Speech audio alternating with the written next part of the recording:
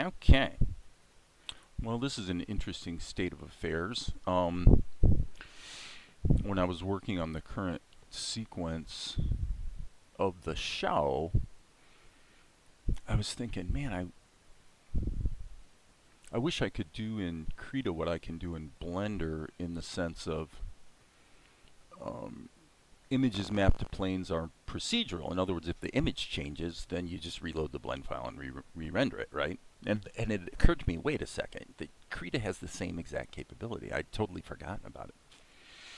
And that is file layers. So anyway, I'll give you all a peek at this. Actually, let me show you this first.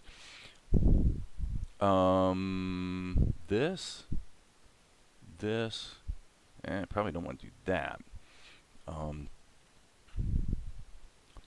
this image right here, this is what I'm trying to show you. Okay, so here's the problem. I painted this background painting, which there are other layers involved, like the sky and stuff.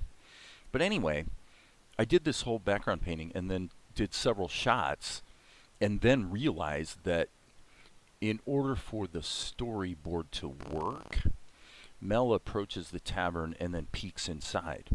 I'm like, well, that doesn't really work if there's doors. So just throwing this out there as something that y'all may benefit from, is that the by loading the ping image that represented this painting into the other shots as a file layer, it's actually quite elegant. If you make any changes at all to this painting, it takes about 5 seconds, but then you can actually have a Krita file that's opened at the moment. Well, I guess I could prove it right here. If you look at this shot, obviously there's no door. You go here and remove that layer right there and save it. Just save, save, save. And then you come back here, and it's kind of funny because you have to wait a second. But trust me, the evidence is lacking at the moment. But, well, now why is that asking to be saved? Okay, there you go. There, it saved it. And now there's doors in that shot. There's doors in that shot. That's pretty useful, I must say. That is pretty useful. So anyway, that's not what we want. We want the doorway on the tavern to be, well, we want no doors. It's a tavern. Everyone's welcome. Okay, so let's take a look at the show then. So my audience is in on the secret that Vespar and Tobias are actually in the tavern, but the audience doesn't know that at this point. It's why I kind of played it the way I did, is that when this scene ends, I want it to be ambiguous where Tobias and Vespar are having that conversation. And then what happens is that fade out right there gives you the sense of some time passed. Mel's peeking around the corner, sees the tavern, ta-da. And then actually, this is a great example of I realized also, as I looked forward at the spreadsheet, or the the storyboard, that this shot was going to give me problems because I, did the whole shot and then realized, but wait a second, it needs to tilt down so that Mel can walk in the tavern. So good advice to everybody in general is don't ever do a long, complicated shot with lots of camera moves. If you can avoid it, it's really a lot better to cut. So my solution was, fine. We got this shot. And then we got this shot. So let's just cut back to Mel and have him, I know what I'm going to do. And he takes off. And then we do the pull down and we see Mel approaching the tavern. Got it? Okay, so there's a lot of things. If you're an art buff, there are things you could certainly criticize. And I'm kind of stoked that, in fact, those things are things that I can change in the ping file that I showed. Anything I change here, I got 2 other shots that I'm going to have to re-render, which will take like half a second. But it's cool because, and by the way, this is one thing I noticed too that actually surprised me a lot, which was when I bring a 3 or 4,000 pixel square image into Krita as a file layer, and then I apply a transform mask to it so that I can resize it and reposition it. This is actually mega performant, and I have no idea why. Usually with really large background paintings, Krita bogs down kind of early in the process, but for some reason it's got some optimization whereby if you drag this very large picture into another scene and use a transform mask on it, this is completely fluid and just performs really, really well. So I was kind of happy to see that as well. Anyway, so now with that information on offer, I'm going to go ahead and actually make a couple changes to this painting.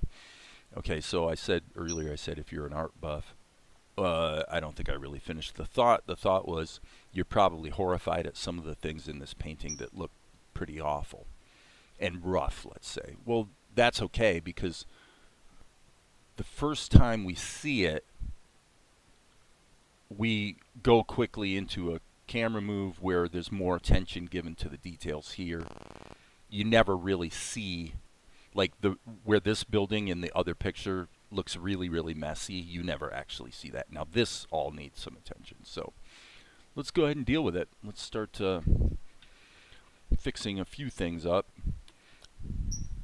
You know, obviously you've got some very strange weirdness through here,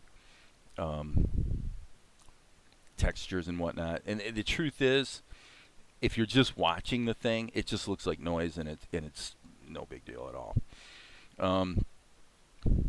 Anyway, okay, so this, let me see here. I've got a layer that covers up the door, and now I just want to basically punch up the details.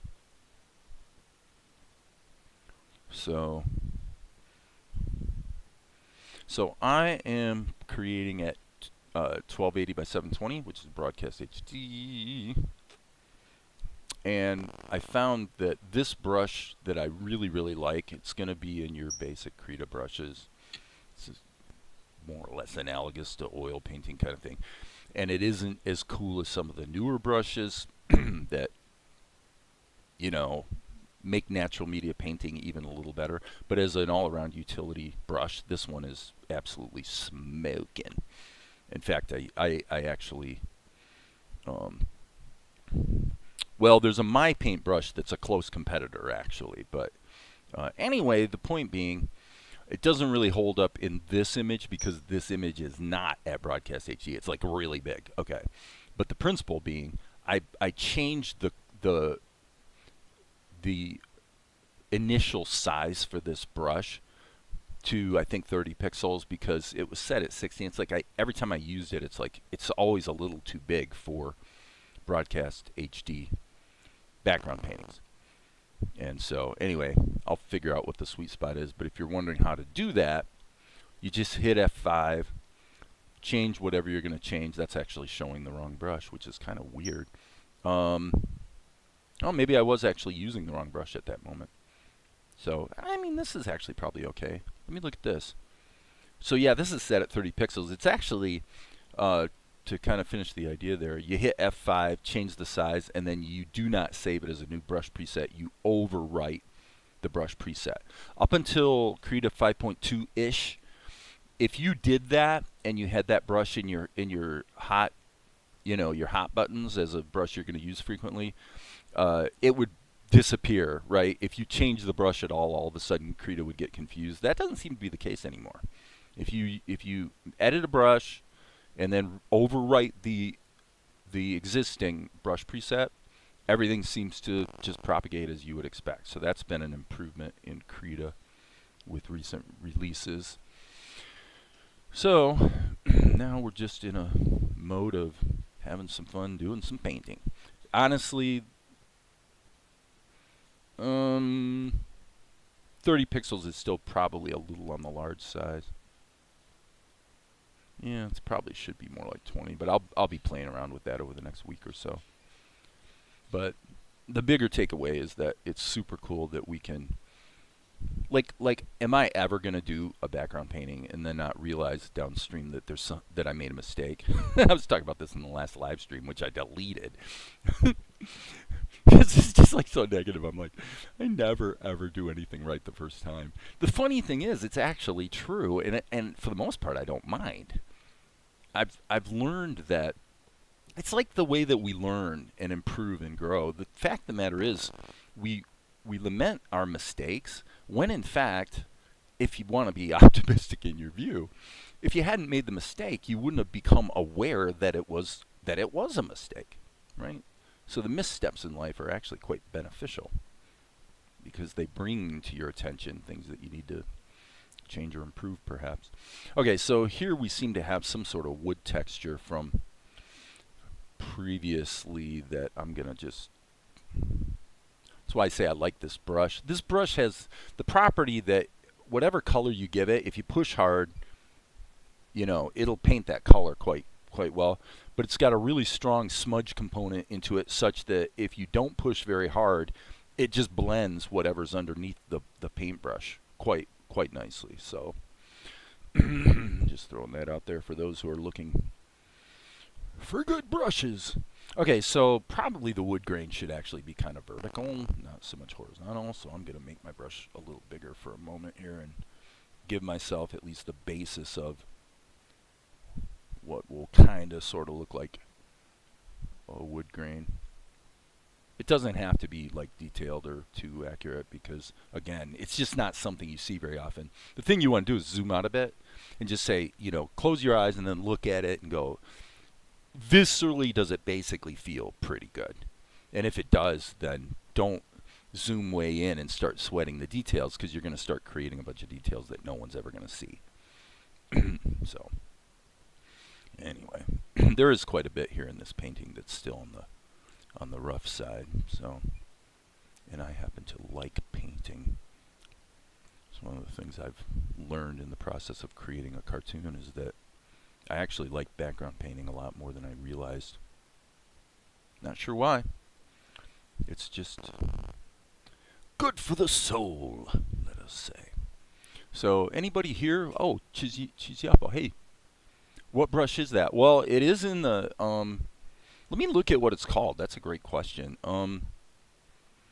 It's wet, textured, soft. Like anybody who has Krita will have this brush. And if you look at all your brushes, you know, in the pop down, it's in this group with all the purple icons, and it looks like it's actually the last one in the batch, and I never noticed that before. So there you go. There's the brush I'm talking about. It is the most utilitarian brush I've ever used in Krita. You know, it just like comes in handy freakishly often. So as you can see here, yeah, I can kind of grab these highlights on the stones and just drag them in and smudge it out. So right there I sampled the color, but previously I wasn't.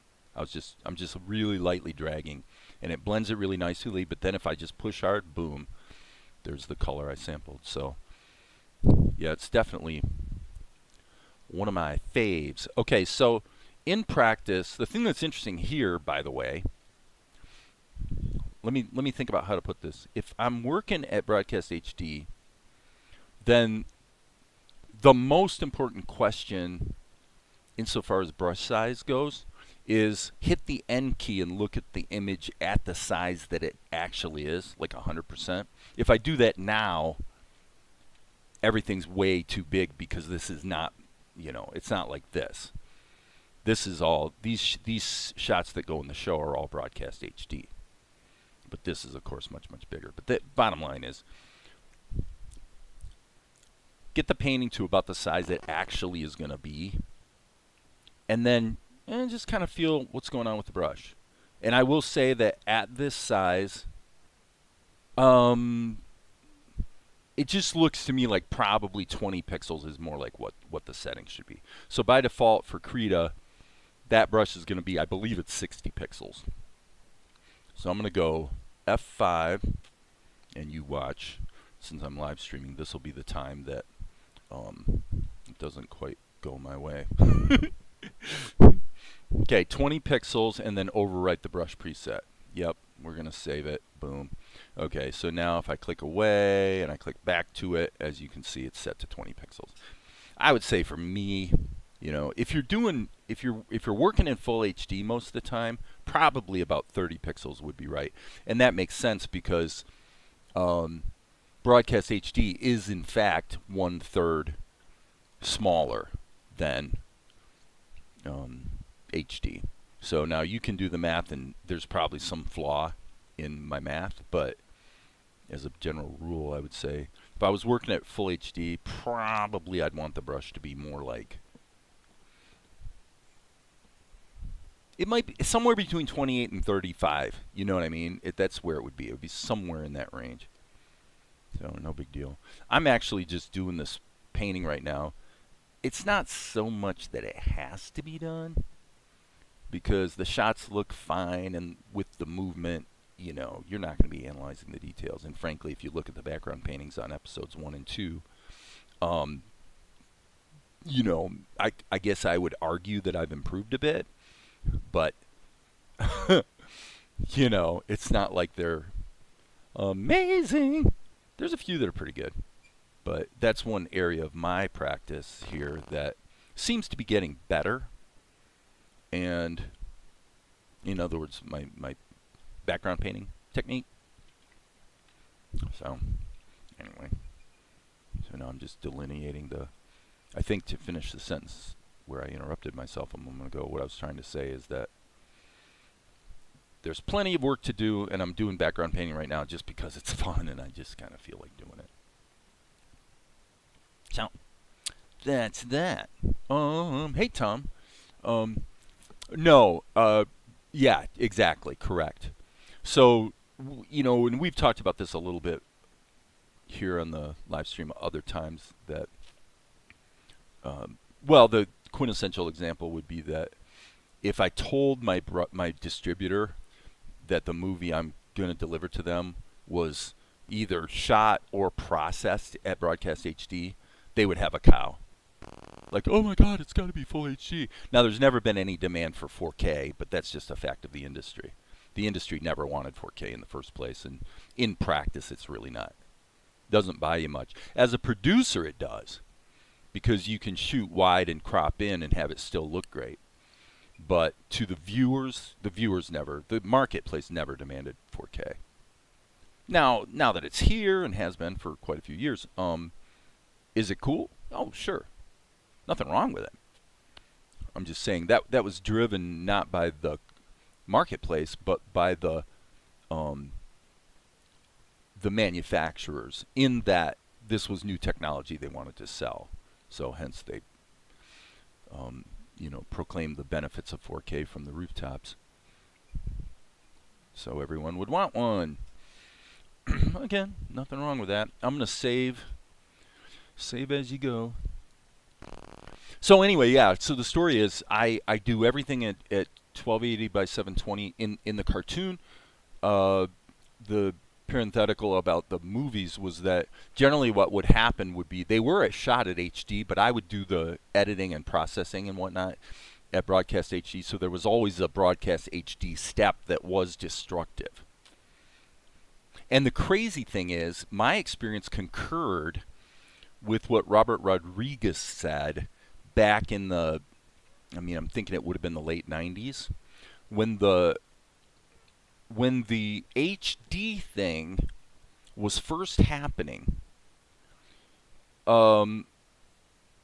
Many industry pundits claimed that the viewing community would never accept visuals that were broadcast HD, well, actually HD, let alone broadcast HD.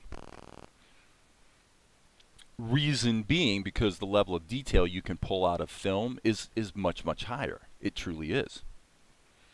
Well, what Robert Rodriguez discovered, and he did a screening actually with George Lucas at that time, and he took material that he had shot in HD, but it was 1280 by 720, so it was broadcast HD. And they up-resed it, showed it in a theater, previewed it, and the consensus from everyone was that the broadcast HD actually looked better than the film. And that makes sense because the weak link in the chain with film is never the film itself in terms of resolution. It's actually kind of the opposite. It's like it doesn't matter how big your resolution is if you introduce a lot of blurring and softening because of the steps you have to go through to get it, ready to actually show in a theater. Is this making sense? In other words, people who don't do the work that we're doing here would have a cow and think that, no, it's not possible that you could produce this cartoon at broadcast HD and still have it look good when it's up-resed, frankly, to full HD, either on a device or otherwise. In practice, no one's ever noticed, ever, not one person, in 20 years, no one's ever noticed that this was not as high resolution as some people might have thought it was. And that was true with films, cartoon, blah, blah, blah, blah. So I do broadcast HD for performance reasons. Because in Krita and other applications, if you have less pixels to shuffle around, computer performance tends to be better. That's really the driver for me. And that has proven to be a win in every way. Performance is better. Hell, if you look at anime, actually, I just kind of thought about this, but back in the day, a lot of anime was being done at, what was it, 960 by 540, I think, something like that. It's even smaller than broadcast HD. And it just gets up-res, Now, to be, full disclosure, the up-res is generally done by me because the distributor does think, we need to have HD masters. So what I'll do is I'll do a FFmpeg command line conversion of movies, or Salt and Light, same thing. But what I'll do is I'll use FFmpeg to convert it to ProRes, which is an industry standard delivery format. So what I actually deliver is a ProRes QuickTime. Okay, and FFmpeg can do ProRes, even though it's it is a commercial codec, and I don't know if there's a native ProRes codec for Windows. I think there is, but I don't think it's free. So, anyway, I'll just do whatever I got to do to get the job done, right? Okay, so I'm kind of having fun with this now. I think what I'm going to do is I'm going to grab this, get the darks kind of working, and then see what happens if we climb back into it with the complementary color, which would be roughly in the reds zone, just to punch up the shadows here. You'll see what I mean when I do it, but it's often a good idea. If you want to punch up shadows and make everything look more real or whatever, however you want to say it, look to the complementary color, which is going to be right across the color wheel to the other side. You also can look at the triangle, like from here to here to here. Play around with it. All of those colors are quite interesting when they're mixed with the local color of whatever it is you're painting. And in this case, the complement in the shadows makes a ton of sense for the simple reason that there would be reflected light off of these surfaces that are all bouncing onto the rocks anyway. And of course, these colors are kind of in the, red-ish part of the spectrum. I do think it'd be really interesting. I'll have to look into this. I wonder if Krita has the ability to give you a color wheel that's actually logarithmic. If you don't know what the heck I mean by that. In other words, here's the thing. Once you get past about 50%, so from here to about here, most of the dynamic range that our eye is responding to is here. And once you get into the really bright range of the spectrum, to the eye, it all kind of looks alike, really. That's not strictly true, but, in practical terms, it might as well be. So in other words, this color triangle would be more useful for me as a digital painter if this part of the dynamic range was stretched about half again further, and this part of the dynamic range was all crushed into the corner. In practice, that would be more useful, but I don't know how you would do that. Tom might have an opinion since he's a programmer. Can you do that and have it work in all 3 dimensions at the same time? I'm not sure. But there may be such a thing. It could be there's another color selector I have never used that kind of works that way. I don't know. I've always used the color triangle with the ring. It's what makes sense to me for whatever reason. So everybody's got their different preferences as far as color pickers. So what are you working on, Tom? What's going on in your world? If you don't mind, telling the world. And if you do, then you don't have to say a word. Okay. Yeah, see, we're losing it right through here. Looking at Tahoma2D again. In the sense of doing animation work. Because I don't, as far as your, I know that all this stuff interests you, but I have no knowledge of your work. I don't know, maybe on Discord I have seen some, tests or experiments or something. I don't really remember exactly what you're into in the animation space. Other than the software and the tools. So, when you say you're looking at it, what the heck, let's talk about it. Understanding it, using it, oh, the fill tool code. Okay. Right, yeah, I thought you meant completing. That's pretty cool, man. I have to say, ever since I've been using Blender and sort of found the workflow where everything starts in Blender and then once the characters are inked and painted, I jump over to Krita. That workflow has been working so well for me that I just don't, I haven't really touched Tahoma in weeks. I've tried to, actually. There's been a couple times I popped it open to sort of compare some things, versus Blender, basically. Some things you can do super easily, well, frankly, like the plastic tool, in Tahoma are not easy to replicate in Blender. But, what I found is,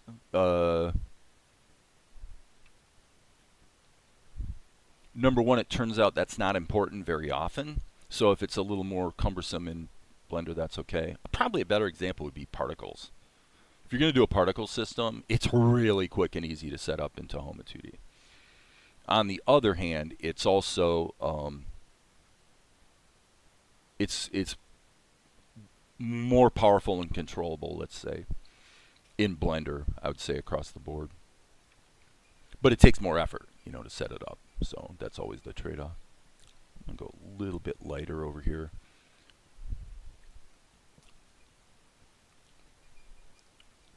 But yeah, the thing that's fun about this is it's like thinking about where's the light actually coming from and the way it would cast shadows and the way light wraps around things and some of the borders, I guess you'd say, between areas of different tonality. Sometimes they're sharper, sometimes they're softer. It's a beautiful thing. In fact, I did an oil painting last night, a portrait thing, because I hadn't touched the oil paints in a while, and I thought, you know what, I'm just going to take an hour and do some oil painting. And it was a lot of fun, but it confirmed the way I've been feeling, which is that for me, in organic painting, I just like watercolor better. Part of it is the challenge of it, and part of it is the fact that you pretty much never run out of paint or have to go buy more tubes, because one squirt of watercolor onto the palette will last you a pretty long time. You don't have to worry about the paint drying. And all the technique is much more difficult with watercolor.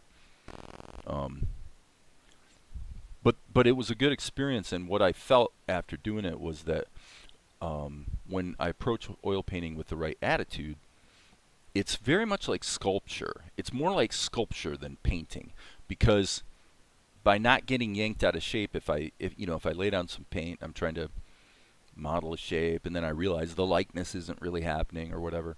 When that takes place, it doesn't rankle me as much as it used to. And what I found is, it's what I said earlier about mistakes. You need the mistakes. The mistakes are what show you that there's a problem, you know?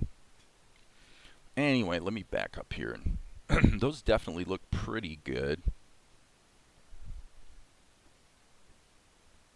There is always the danger, I think I alluded to earlier, that if you... I'm painting this detail because it's fun to do so, basically. Because it's probably not necessary to the show. But anyway, what I'm going to do now is going to take a little bit darker tone here, and yeah, going to just allow the idea would be that obviously the sun is creating this cast shadow, and then as it gets closer to an angle where the sun would be hitting it better, this will kind of probably get a little more stark, you know, the contrast. Push a little harder, in other words, with the pen, or the stylus, I should say. Okay, and to which you say, well, why would there be like rocks up above this? You know, if you really think it through, this probably doesn't make much sense. It looks fine. So for a cartoon, that's the most important thing. But yeah, I mean, I think when I painted it originally, I was just like, okay, let's assume the rock wall goes up here. And actually, I mean, what you can see here is that it's, what do you call that? A faux, there's a term for that, a faux front, where this isn't even real. You know, it's just a, Tom, you know what the term is. Okay, the gap closer. I'm sorry, I haven't been looking at the...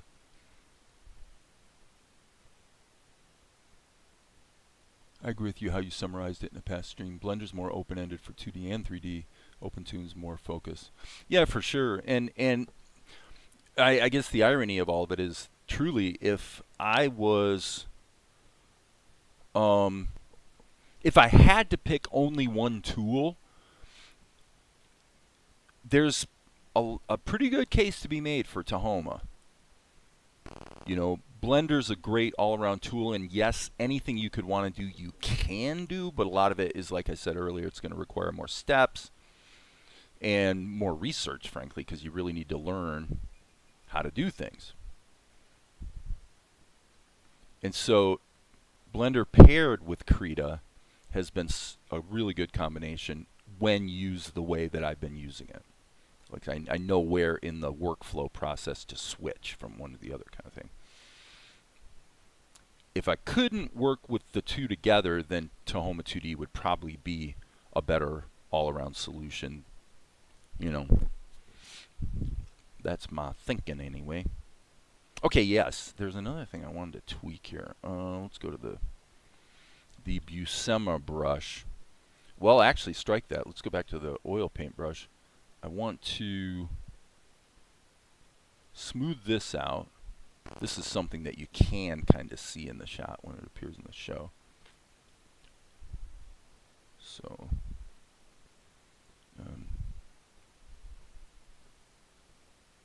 I'm thinking about how it's tricky, you know, the sun's coming down, it's going to be maybe hitting this area a little more aggressively than it's going to hit this area.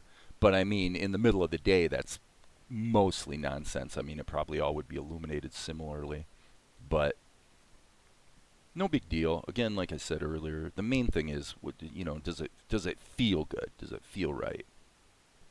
And if it does, don't sweat it too much. Okay, so the main thing here, though, that I was trying to fix would be this edge here, because it's so stark and contrasty.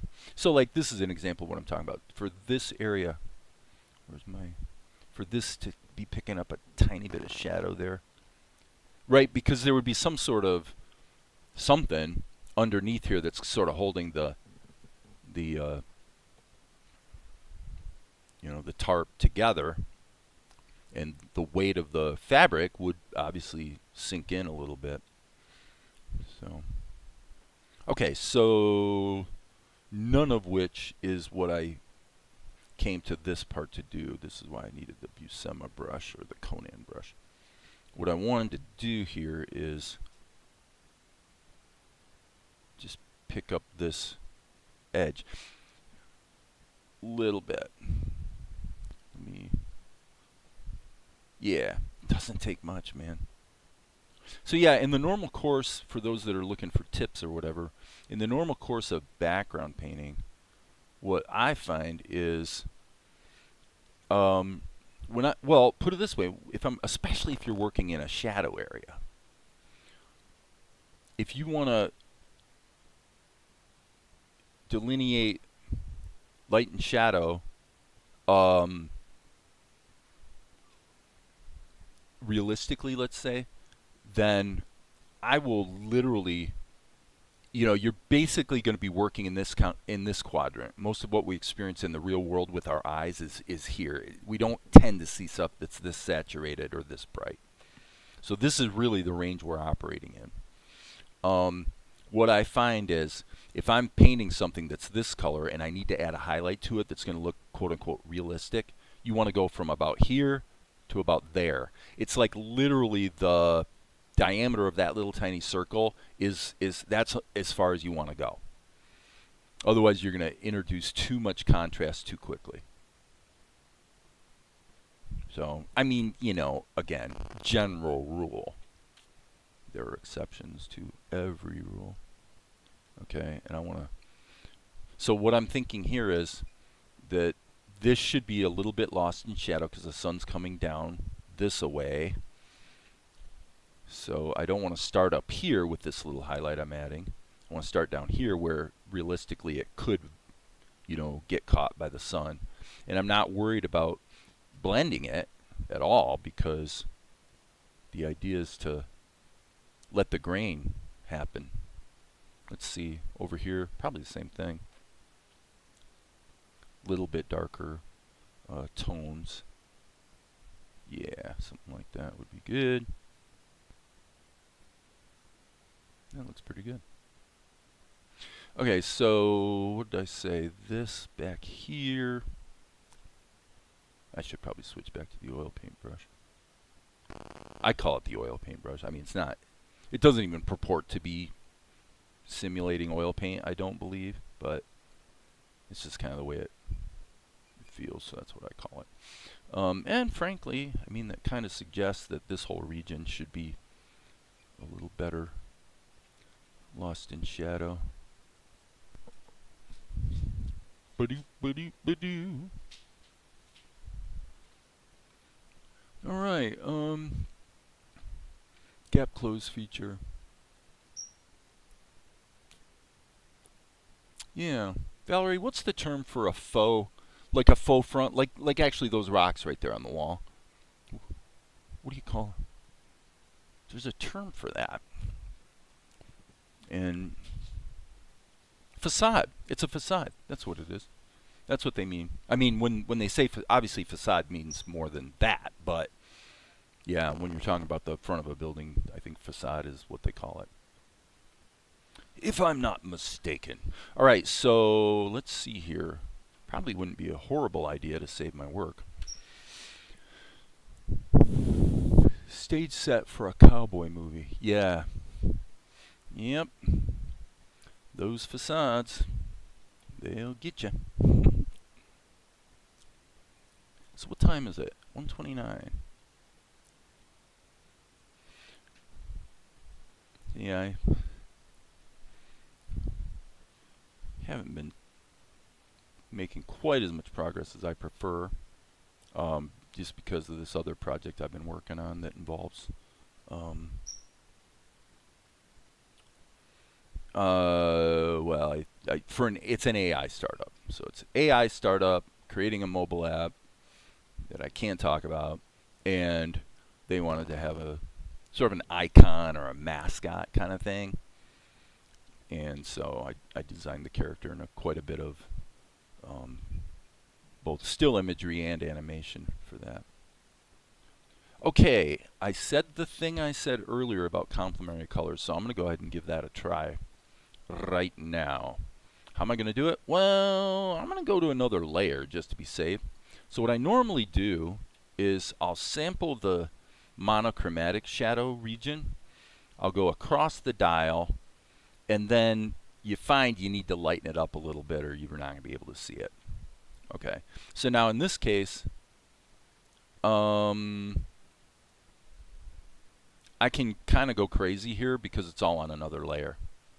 Okay, so we'll just kind of poke into the shadows with the complementary color, and then we'll come back and dial it in. I would say maybe a little more saturation would be cool. All right, so for a moment here, the shadow regions are going to look too brightened up, and that's just because I haven't. I'm going to turn down the volume on the complementary color layer. Okay, so actually that's pretty much it. So let's have a look.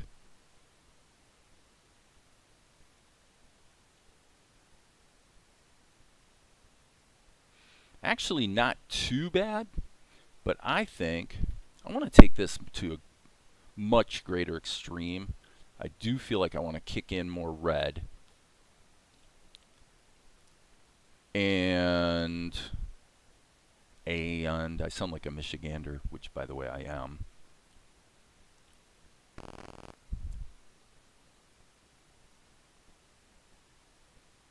Okay. Then we can pull it way back and just ease it in until it feels right. Okay, so you see that happening? You see that? You see how those shadows are now picking up the reflected light?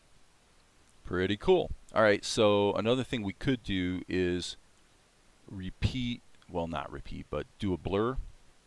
What I do with both Gaussian blur and regular blur typically is I've got it set to 5 pixels, and then if I want more blur, I just hit Control F as many times to sort of dial it in.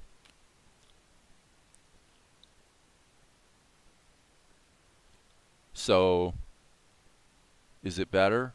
Yeah, it's better. Is it better enough to be important? Not even close. But it is better. So I'm going to go ahead and take this and Control E, bake it down. What is this? This is the door. Well, we're definitely committed to that idea, so let's rock and roll and just bake it in. What is this? Oh yeah, that's the touch-up on the grass. So Control E, and let's save our work. Okay, so now all we have to do is basically wait for about 1 minute. I'm not sure how this is done under the hood. Actually, this is what we're really waiting for. We're waiting for it to finish saving.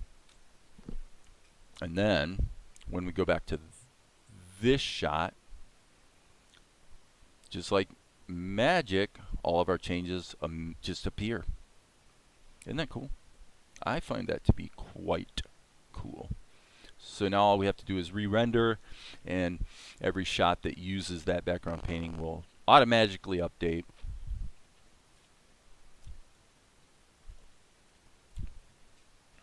And so then when we go back to the show, we'll just go ahead and watch the last, I don't know, it's probably 30 seconds or something. So that's the end of their conversation in the tavern. And of course, Mel doesn't know that they're in the tavern. Actually, take a look at this. This is kind of what I was talking about. Look at this background painting. Look at the level of detail back here.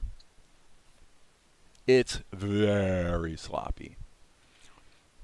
But unless you're an unusual person, you probably didn't notice it, because if you're a normal person, you are absolutely going to be looking here. You're just not going to be thinking about what's in the corners, you know.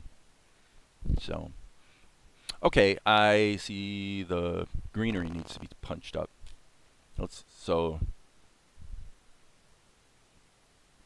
Okay, so that's interesting and a little disappointing, but no big deal. Let's go back to Krita. I see a bit of an issue. Boom. And the issue is those rock edges, we've got to punch up the moss, obviously, that's growing on the building, but what really jumped out at me was these edges, just a little too, oops, I guess I want a little bird. These edges are too soft.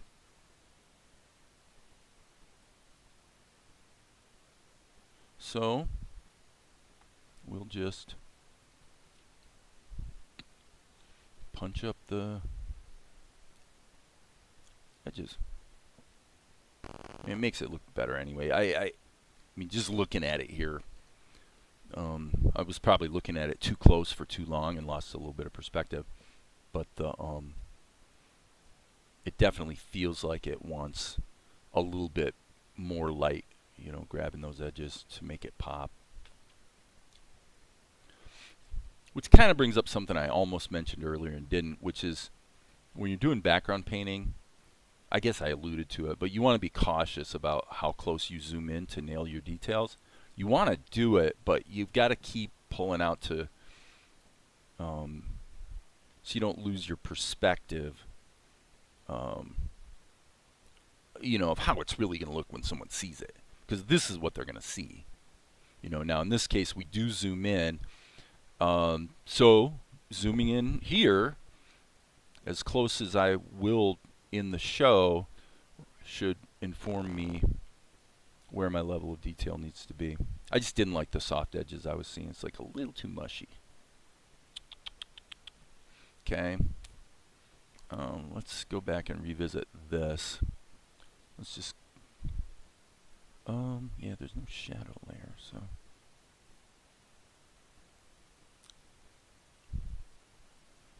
So having these little bits of green floating around doesn't really hurt anything. But this mess here, you know, could probably get away with it, but why? So I'm just going to go ahead and work back into this. And then, okay, so that's the basic area. I'm going to say let's go to the old tried and true foliage brush, which I believe would be that one. Yeah. And then what I'm going to do is zip it way down so that at least we get more of a organic, mossy looking kind of feel to it. And then I'll work in a little bit more highlight and shadow. And you know, we could always put a little bit on the rocks. That would not be a crime. Okay, this is one of those cases where you actually want a little bit more aggressive highlighting, as long as it's kinda randomized.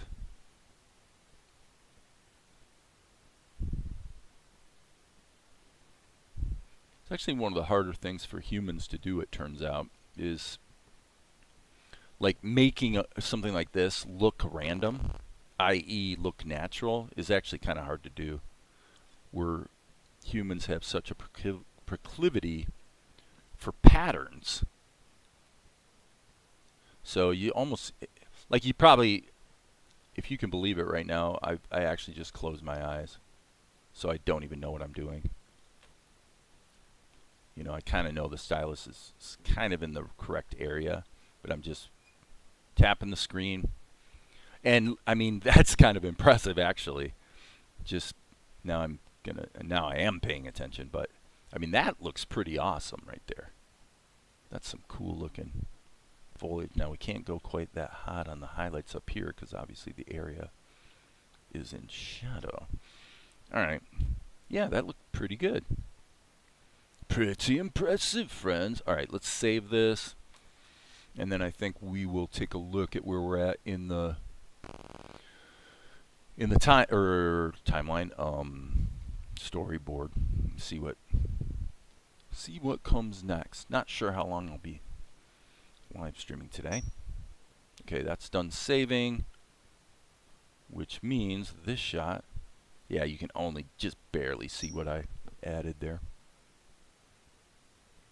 Okay, so what am I missing? Oh yeah, Mel. Boop boop boop boop. Cool.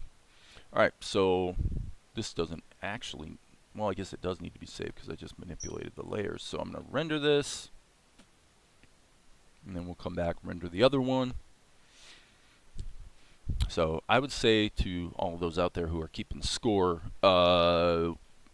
this business of using file layers, especially for backgrounds, is probably something you're going to be seeing from me a lot more, because it's pretty useful when you've got 4,000 square pixel images that all appear at different zoom levels and different perspectives in a bunch of scenes, and then you realize there's something wrong with it.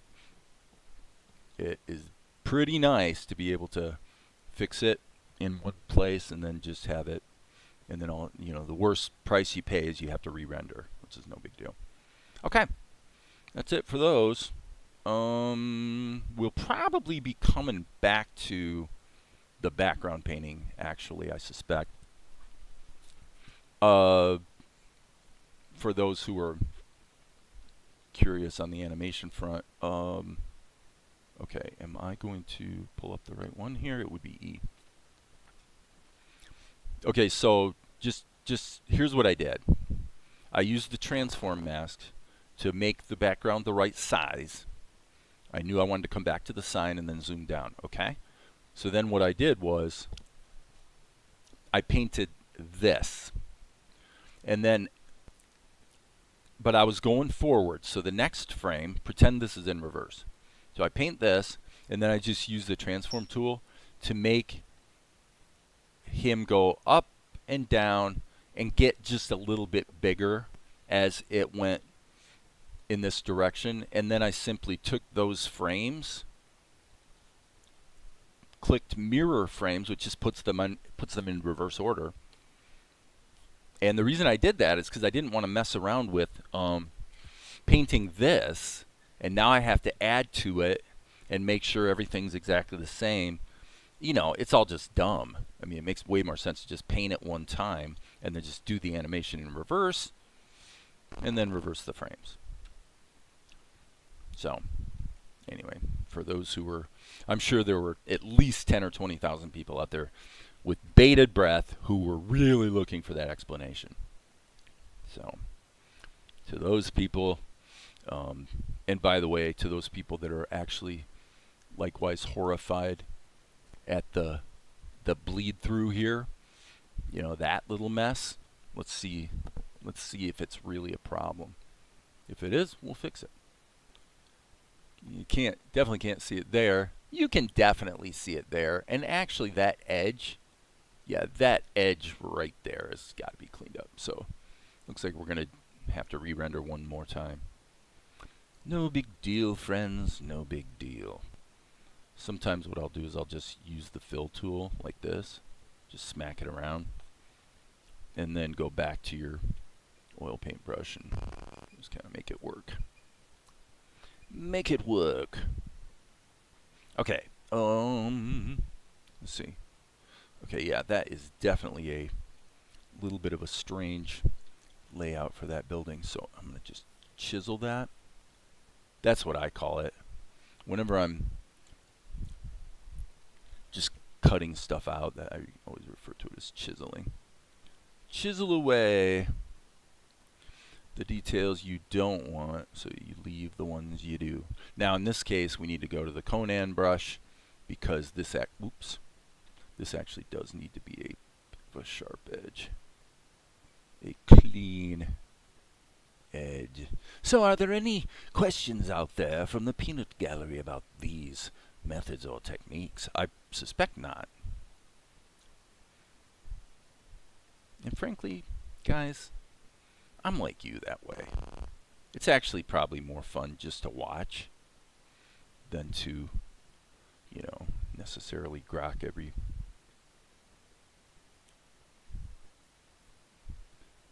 bit of the process, much of which you wouldn't retain anyway. At least I don't. I mean, I have to learn stuff like 10 times before it finally becomes sort of second nature or whatever. Okay, so yeah, that's working. This is actually looking quite nice.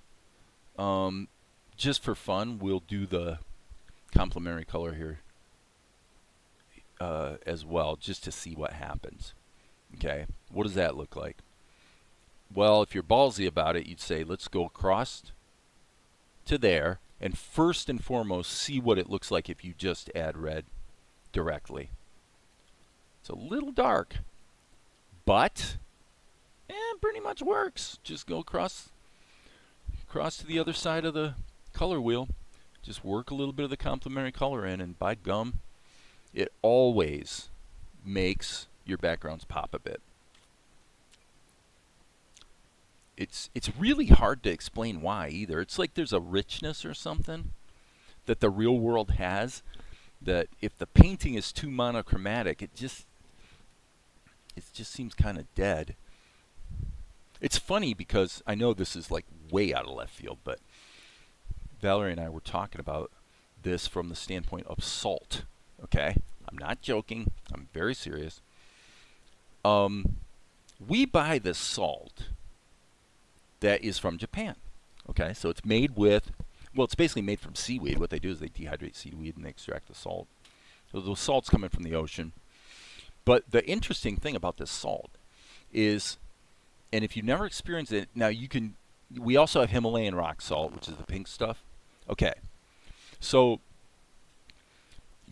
if you taste this, if you do this experiment with the Himalayan rock salt, which more people would have that than probably have this Japanese salt I'm referring to. But the thing is that those imported salts have a really organic, almost creamy character to them, especially the Japanese. The Himalayan, not so much.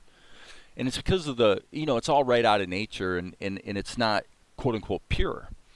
And it's just really interesting to me. If you taste that salt and then you taste Morton iodized table salt, you will come away with the distinct impression that the Morton salt is dead and the Japanese salt is alive. I'm not saying it's alive. I'm just saying that's it's the impression.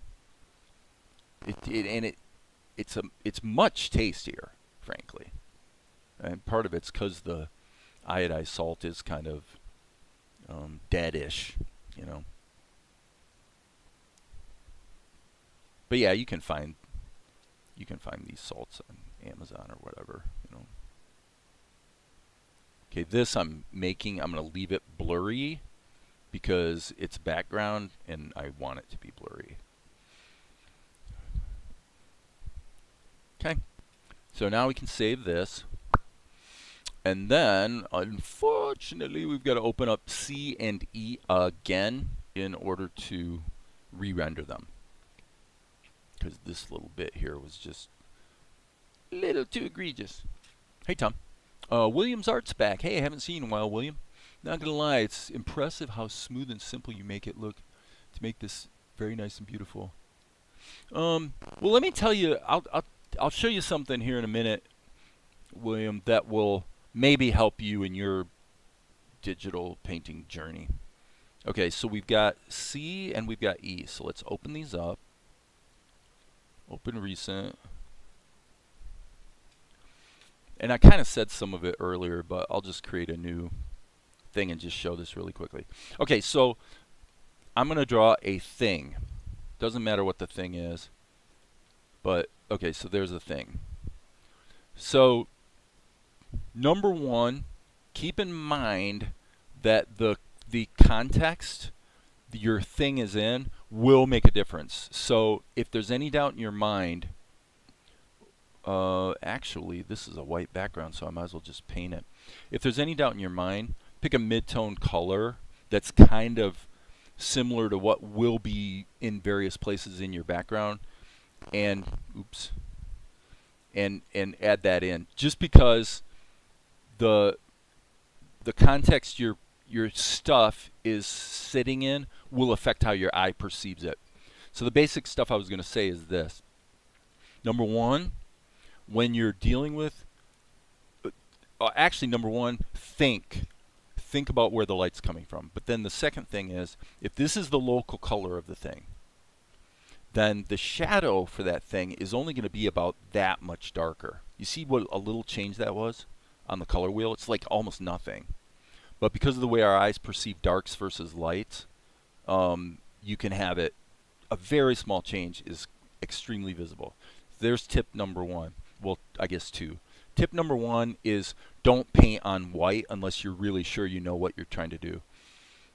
Tip number two is remember that your areas of light and shadow are very close on the color wheel to your whatever the local color is of the thing you're painting. Okay? Now once you have that, you can get creative with, okay, I'm going to go ahead and put in a more aggressive specular highlight or whatever, because technically a specular highlight is actually white. Okay, so then the other thing, and this is the part that's really fun and cool to me, is that when the thing you're painting has any kind of problems or flaws or whatever, remember, use these colors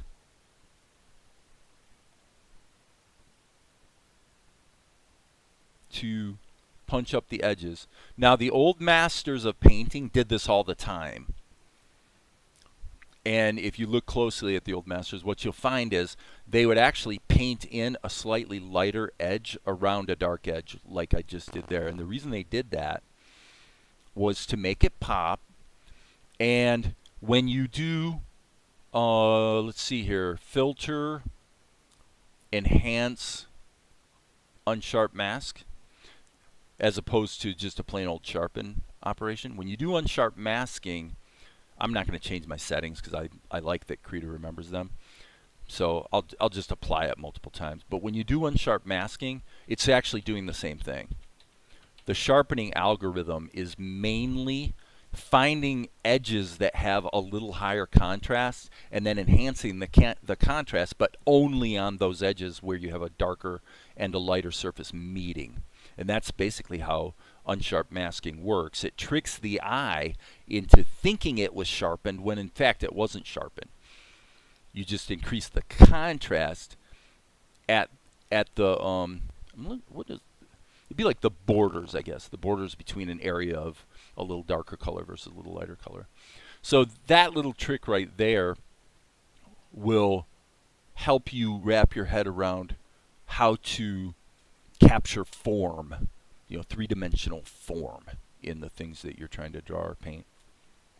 Don't know if that helps, but there it is. Okay, so this guy needs to be re-rendered because I changed the background image, and as explained earlier, since I'm using file layers for my backgrounds, I can change the background painting and just reload the Krita file and re-render it. And all the changes propagate. Okay.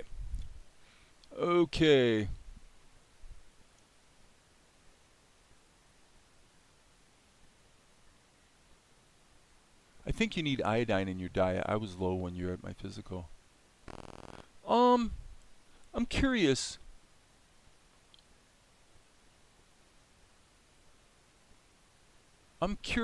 Tom. I'm wondering about your comment at 149 because I talked about iodized salt. Okay, right. Yeah, keep in mind that the reason the Japanese salt is, in my opinion, better, and it is, it's more expensive for sure than just cheapo iodized salt from Walmart, but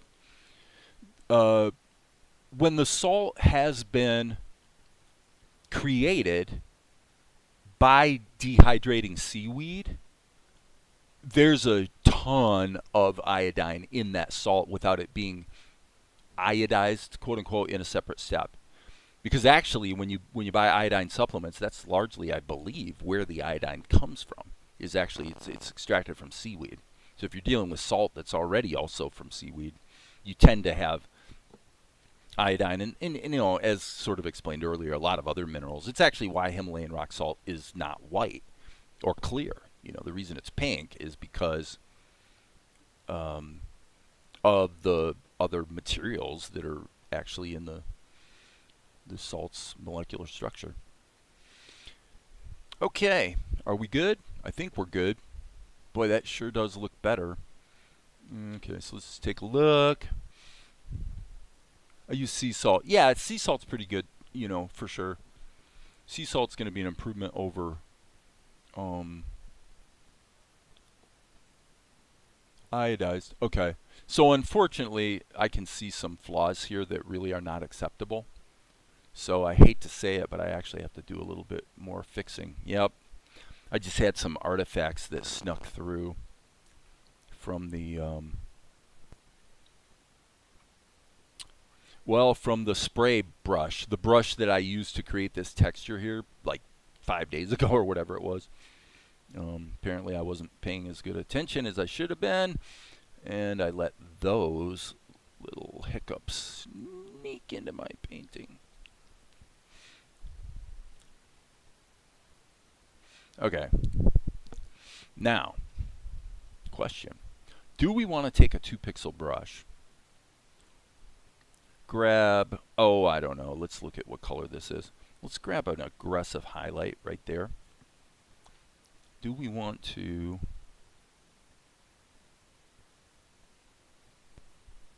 punch that up?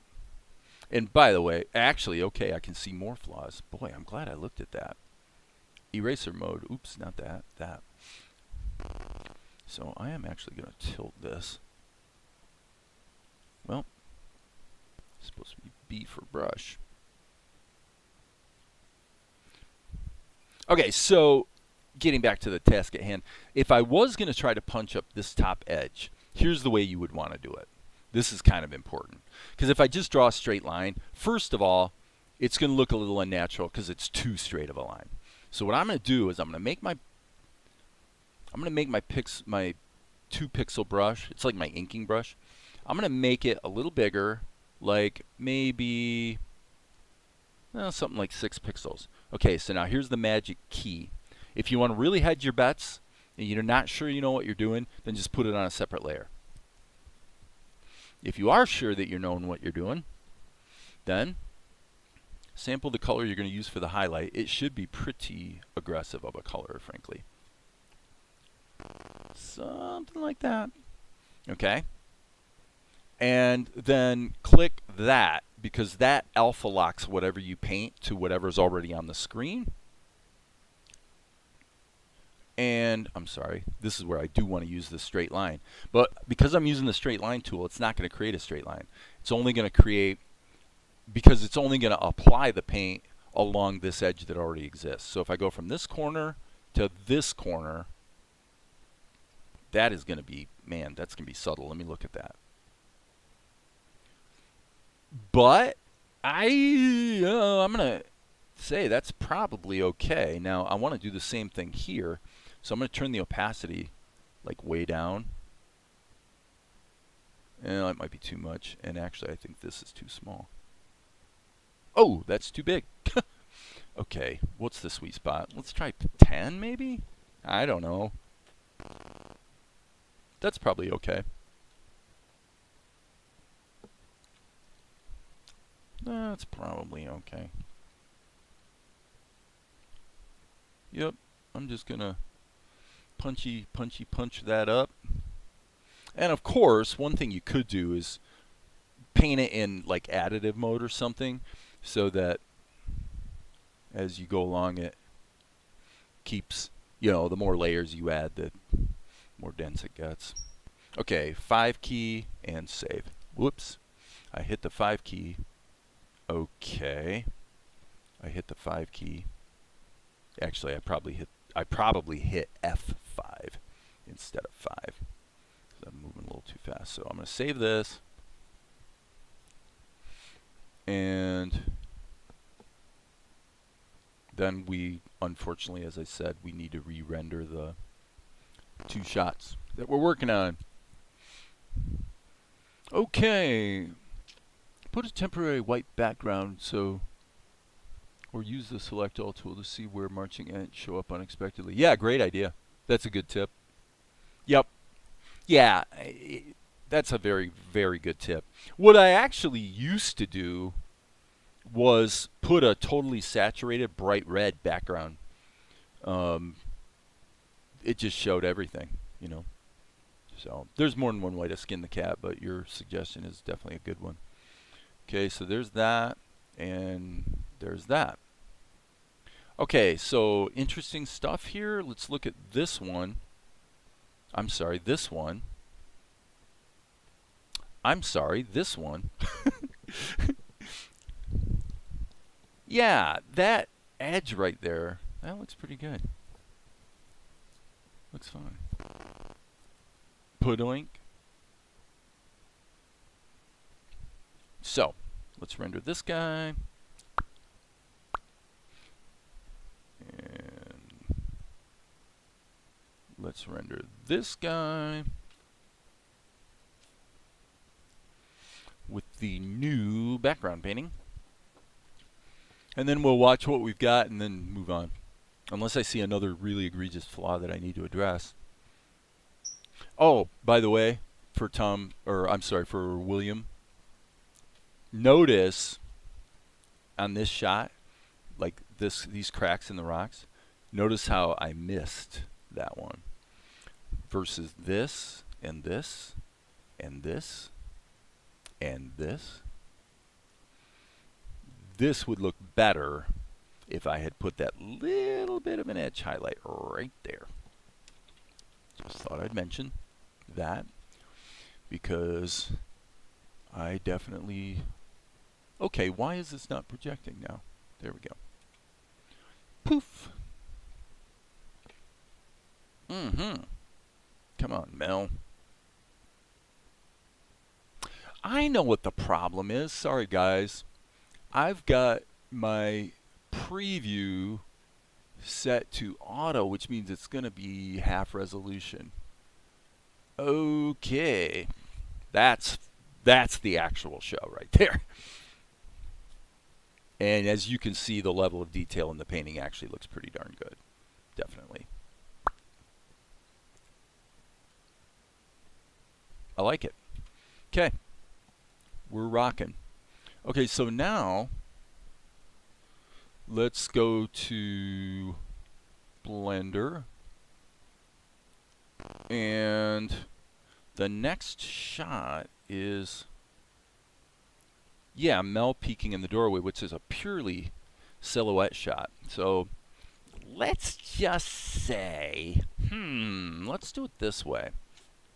Let's just have some fun with this. I'm going to delete that layer because I really don't want a solid white layer, and I need to change my template so it doesn't add one. But anywho, okay, so we're going to have a little bit of fun with, and we're going to actually save this right now. Fun with painting and whatnot.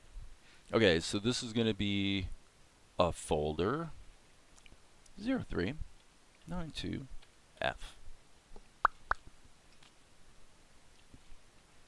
0392F.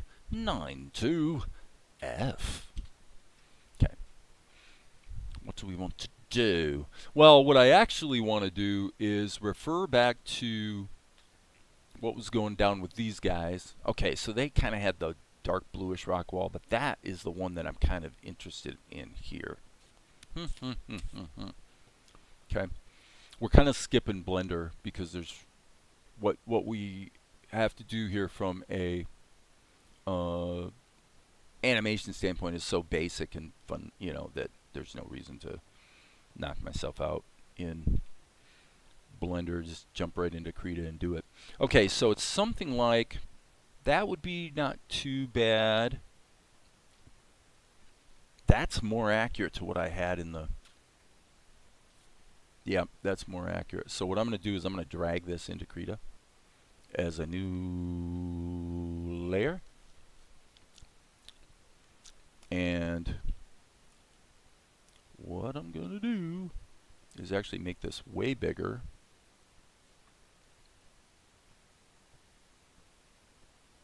And I always want to insert the caveat that what I'm doing right now might not work. Okay. You've been duly warned. Okay, that's my starting point. If you look at the storyboard, what's going on? You got a doorway and Mel's peeking into the doorway. That's about it. Okay, so what do we do with that? Well, number one, I'm going to say, other than saving my work, I'm going to stick with my oil paintbrush. This time I'm going to make it bigger. And the reason I'm using the oil paintbrush, here's what I said earlier about actual size. Okay, this is what the people watching the show will see. In terms of resolution, if you want to, you know, really see, that's the whole image right there. Okay? So I'm wanting to naturally allow some variety and noise basically in the painting to just kind of sneak through, as I say, naturally. So, and I give the caveat because, well, remember my rant 2 days ago? I never, ever do anything right the first time. And I don't say that with,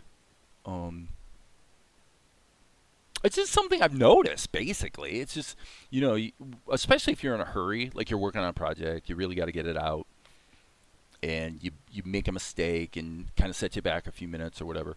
So you start thinking about this and go, you know, the more I thought about it, I was like, it's kind of amazing how frequently I actually make mistakes. It's like, it turned out it was like a lot more frequent than you would think. So I'm like, well, I mean, that's not a bad thing. It obviously does elucidate areas where improvement is called for, you know? So why the heck did I bring that up in the first place? And by the way, Tom, to your point, I'm going to do a little bit of an edge cleaning here. But then, just to be safe, we'll just lasso everything that's kind of in the doorway and just hit delete so that we know that the pixels are gone. All right, let's save our work. Okay, we got 5 people watching now. Okay, so I'm going to keep repeating that caveat because, you know, once I go down a certain creative path, it could, you know, it might not actually work out that well. Okay, let's look at our layers. Obviously, we need something here in the background that represents the street. Now, there probably is a good way to do it by leveraging this painting. Okay, so here's what we're going to do. I'm going to pull this in. I guess just for practice, we'll do what we did earlier, which is do it as a file layer. And remember, you can always apply changes to a file layer, and then at least don't quote me on this. I think this is true, but you can either merge them in a group or flatten the layer, and you will it will then break the link between the file that's on disk elsewhere, and you basically now have a local copy, right? So I'm having a devil of a time getting the words out. Okay, so, oh yes. Okay, and one little thing about file layers is that moving it around and resizing it with the transform tool is actually impossible. So you have to use a transform mask. Okay, the basic methodology with transform masks for me is you immediately go to your animation curves and just click the plus sign to create one keyframe. We can have a discussion about why that's my methodology, but that's the methodology. Okay, so what I'm trying to do here is put some stuff. You know what? Golly gosh. I think I might be using the wrong painting here. Yes, I am. Let's use this one. This one has the sun coming up in the background, and this one doesn't. This one is really big. So I am going to do this. I'm going to put this in here as a file layer. And then what I'm going to do is take my transform mask that I was just using and just drag it from this layer to this layer. And now this can be deleted. And now we can mush this around and find the setting that feels right. But you see how fluid that is? See how easy it is to move around? I'm kind of shocked by it, actually.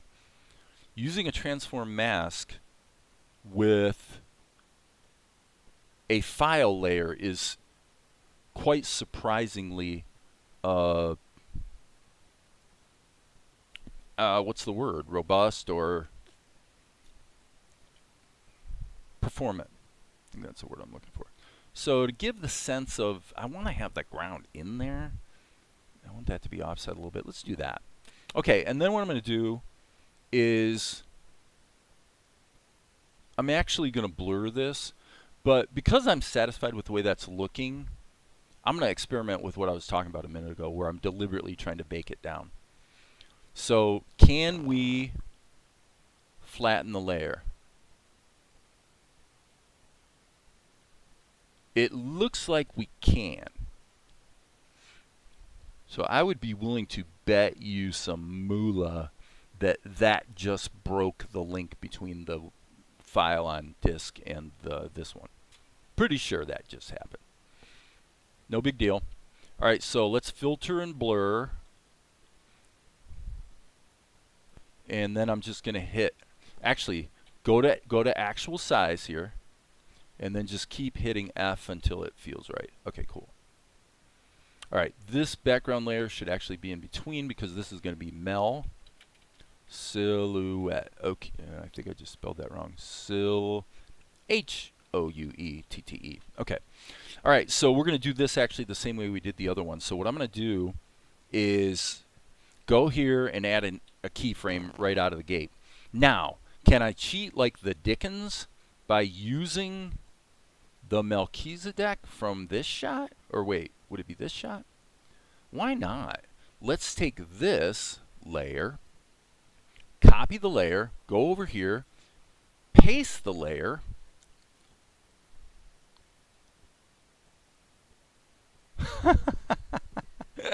that is hilarious. Okay, so that worked. So what I'm going to do here might look a little non-intuitive, but I want him to be poking his head in from the other side. Ultimately, he needs to be smaller as well. So I'm just saving myself a little bit of time. Here's all I'm doing. Okay, number one, flip it. Okay, so as you can see, that flips everything. Okay, now from here to here is actually all we need. So these keyframes can be deleted. Boop, gone forever. Did that just work? Because it's kind of strange. Oh, that's right. In Krita, you can do all kinds of manipulations in the timeline, and it will not switch layers up here. So hence, I had the transform mask selected, but yet I was deleting keyframes from the Mel merge layer. So if that was confusing, there you go. Did I add an animation key? I did not, and in this case, that's a good thing.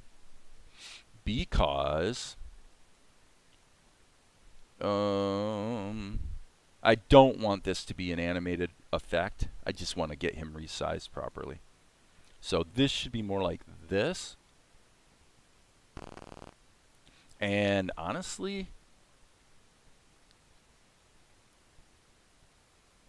I'm going to go with that. Okay. This is a little bit trickier than I thought because that's fine. Let's flatten this. We'll flatten this layer. And then I just need to basically do a little extra painting here. B key.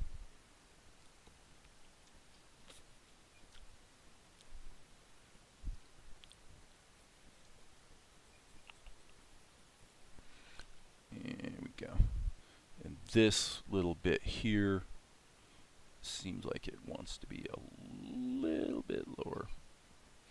Okay, so now, frankly, this is probably dumb. I should just get rid of these keyframes.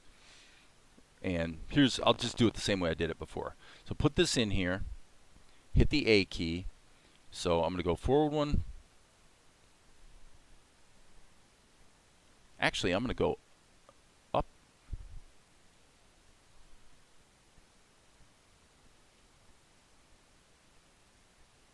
Okay. And then all we're going to do is grab this cluster of keyframes and click mirror frames, which makes them run in reverse.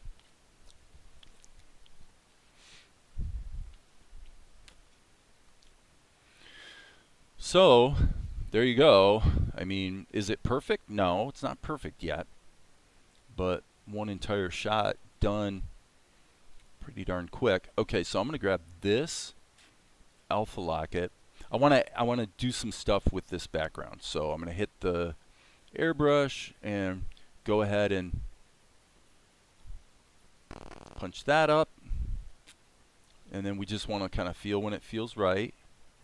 Okay, that'll work. And now this is not going to be alpha locked. This is probably not going to work, just so you know. I'm gonna do this. Actually, it probably is going to work now that I'm looking at it. And maybe I should alpha lock it.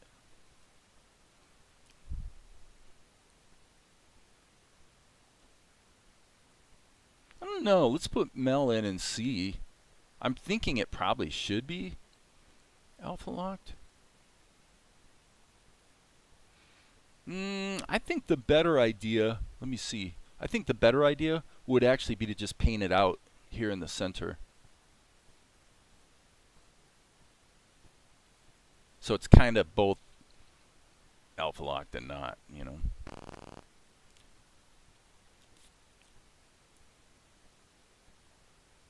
Okay, this all happens a little too slowly. So I'm going to go remove keyframe and pull, remove and pull.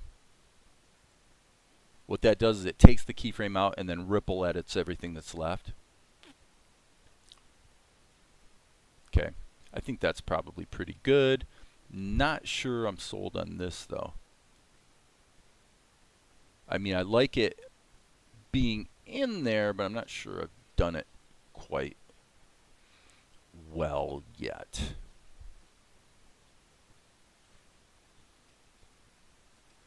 So let's run with that. That'd probably be okay.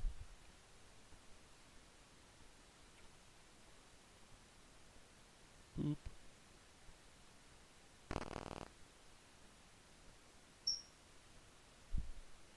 I guess if realism's what you're after, that looks like that's probably about where it wants to be. Save our work. This is F. Okay, so we're going to render this. Delete F 03-92-F period. Render. Okay. Go back to the show. I'm not switching screens because you guys know that I am notorious for switching screens and then forgetting to switch back. So I'm simply selecting the image sequence that I just rendered a moment ago, setting it to 8 frames per second, dragging it into the Vegas timeline, and then making sure that resampling is disabled. And now let's just look at how things are feeling.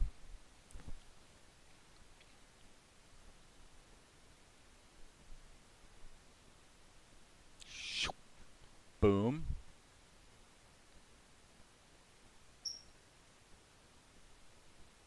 Okay, obviously the break here is way too long, so let's grab that. There's actually no point in seeing him stop, right? We want to catch him in motion, so literally half of the length that shot was has been removed. And then same problem here. We should really be going right up to where his head shows up, right there, and maybe give it a couple frames. Boom, blanc. Okay, actually, I'm going to rethink this because the continuity is wrong because he's not close enough to the door here. So what I'm going to do is I'm going to actually lengthen this shot so that what we get is the sense that he stops, we cut, and yes, and we actually do need to give it a little bit more breathing room just for storytelling. So pause, blink, boom. There you go. That feels right. Okay, cool. So now we are going to save our project in Vegas. For the record, we are switching our preview back to auto, so it's always going to look a little bit blurrier, but it's also going to perform better. Boom. Okay, cool. All right, any questions, friends? Responsive. Rasterize the layer. Blend mode to light or something other than normal. Glow maybe. Replace the brown around the doorway in the last shot. I thought the door was lined with a wooden frame. Yeah. I mean, thank you, Tom, for absolutely, completely humiliating me in front of the entire world by pointing out my obviously ghastly error. But you are 100% correct. 100% correct. Okay. Let's, you know, in my defense, I will say that, yes, you've got these little deals here.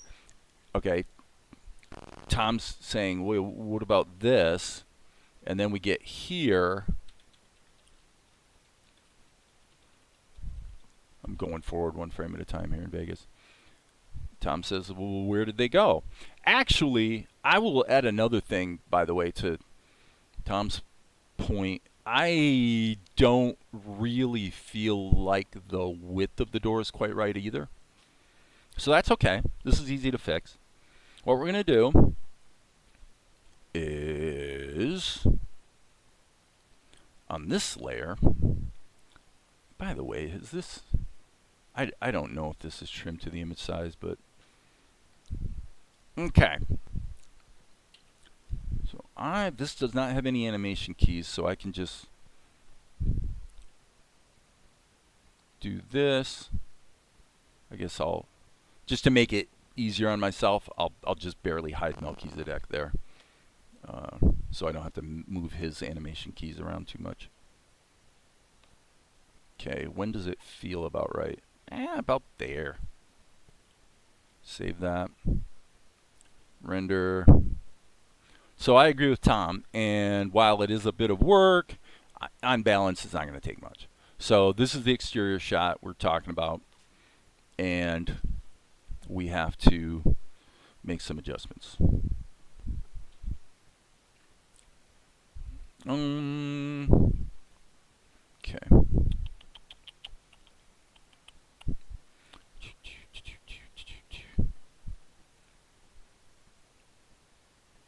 Easy peasy, friends. Easy peasy. You can always count on Tom to notice details. Tom has a very good eye for detail. Okay, so this is just gonna, we're just gonna extend this little, you know, we're gonna go with the idea that it's literally a stone building, and I'm gonna punch up this shadow area a little bit here in a moment. But the main thing we want to do is just basically hide the brown edge. Okay, and then we don't have a lot of latitude. This is where I was saying dynamic range wise, if this was stretched a bit, it would be a little easier to work with. But I'm just gonna give a little bit of a sense of depth to it, and then we will and I'm deliberately softening the edges, by the way.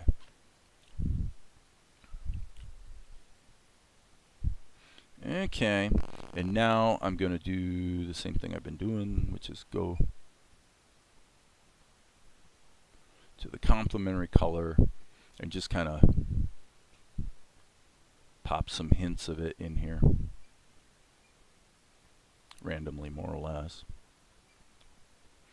The alternative is to wait until you publish it and then write critique in an online forum for clicks on social media.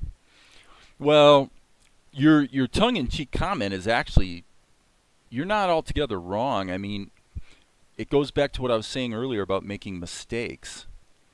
And maybe I've alluded to this at other times in the live stream, but basically the idea is that as a creator, you might be a little paranoid about a mistake sneaking its way into your show. The reality is, number one, it's unavoidable, but number two, it's kind of fun for the audience to find mistakes. Actually, we've all done it. You're watching a movie and watching Lord of the Rings and you see a truck drive by in the background, and that's fun. I mean, that is cool for an audience. So mistakes can really be your friend. I feel pretty strongly about that. This I find a little objectionable. Like, I'm not getting enough of a border there on the shadow. But that looks pretty good. All right, let's save that. And by the way, I'll just throw this out here for Tom. Are you seeing anything else, that I should be noticing? I mean, you could definitely make an argument about this. Golly, that foliage brush probably should be on my hot list, but anywho.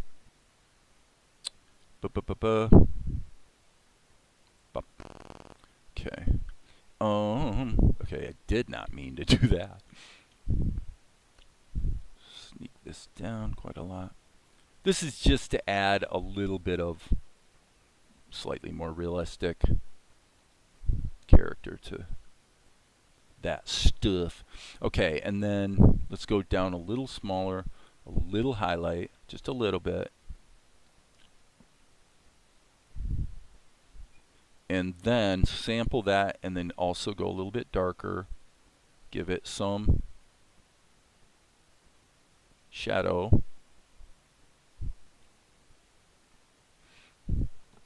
We never actually, I don't even know if there's any shot where we really even see this region back here.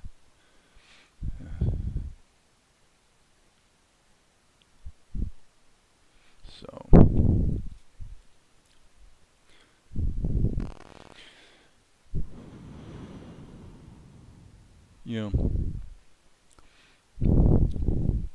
yep, isn't that the quintessential scam for this generation? You publish a show or whatever your content is, but you publish something that has a mistake in it, and then you anonymously go on social media and talk about, I was watching this show and it's got this, you gotta check it out, it's so stupid, right? To try to seed your viewership with the hunt for the... is that kind of the direction you were going with that? I'm not even sure if I may be misunderstanding your intent in that comment, but I don't think it's an altogether invalid approach or, thing to do. All right, let's make sure this is done saving. I might have to grab me a martini. A little early, but dang it. It is Sunday. And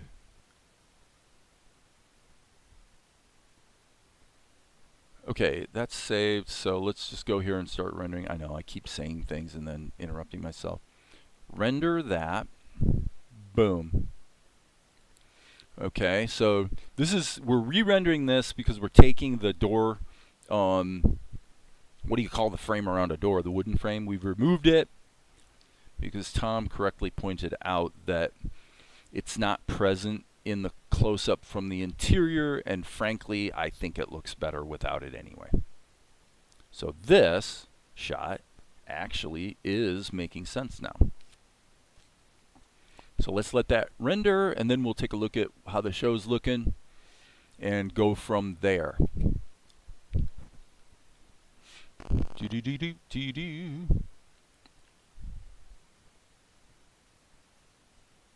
there feels like there's a little bit of a blink. I'm actually wondering if my edit point is not quite right. Yeah.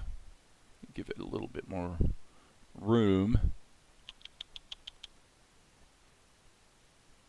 Ah, I see a flaw. That's okay. That's pretty quick and easy to fix. So here is a frame around a door is simply called a door frame. Thank you, William. That's what I landed on, man. I'm calling it a frame. Okay. Clickbait. Critique versus do something themselves. Yep. I mean, there's a lot of I respect anybody that's got a business model that works. I can respect that. Okay, so if you're, in other words, if you're going to talk about animation on YouTube, I don't hold that you need to be a good animator, right? Culture does benefit from having some pundits, and you know, sometimes they make pretty astute observations, and sometimes they make you think. Where are we at here? There's something I knew I needed. Ah, there it is. Okay, yeah, right here. Boom, boom, and up. It's on the last frame of that. B key. We'll use the old beloved Conan brush. Okay, stop. Remember, if you're going to sample a color, you must turn off any lighting effects, because those lighting effects are corrupting the color that you're sampling, and that's why when I started painting, it wasn't actually black, because I didn't sample black. What I did was I sampled black modulated by that gradient. Get it? So, now we can re-render, and if the fates favor us this day. So yeah, my point is that if your whole thing on YouTube is to get clicks, and because your business model is building a YouTube channel, then by all means do whatever you need to do to generate clicks. And if it's egregious behavior that you engage in to get clicks, your audience will figure that out, and eventually they will reject you, I happen to think. Okay. I'm going to go in erase mode here, just a little touch up there.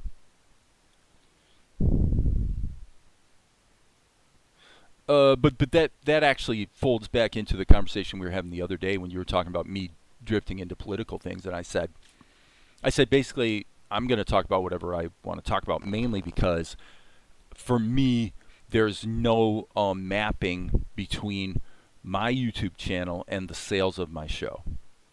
Okay, so I made that point, and this would actually be the tavern foreground, I guess. And yeah, my main priority is I want to create a show and get it out there, and people want to watch it. So that's already happening, and I'm just recapping this, Tom, because it came up the other day, so I'm just explaining to anybody that watches that. Wait, I understand you have to work through your TDS. Will you please spell what the acronym? I should know. I know I should know, but I don't. What is TDS?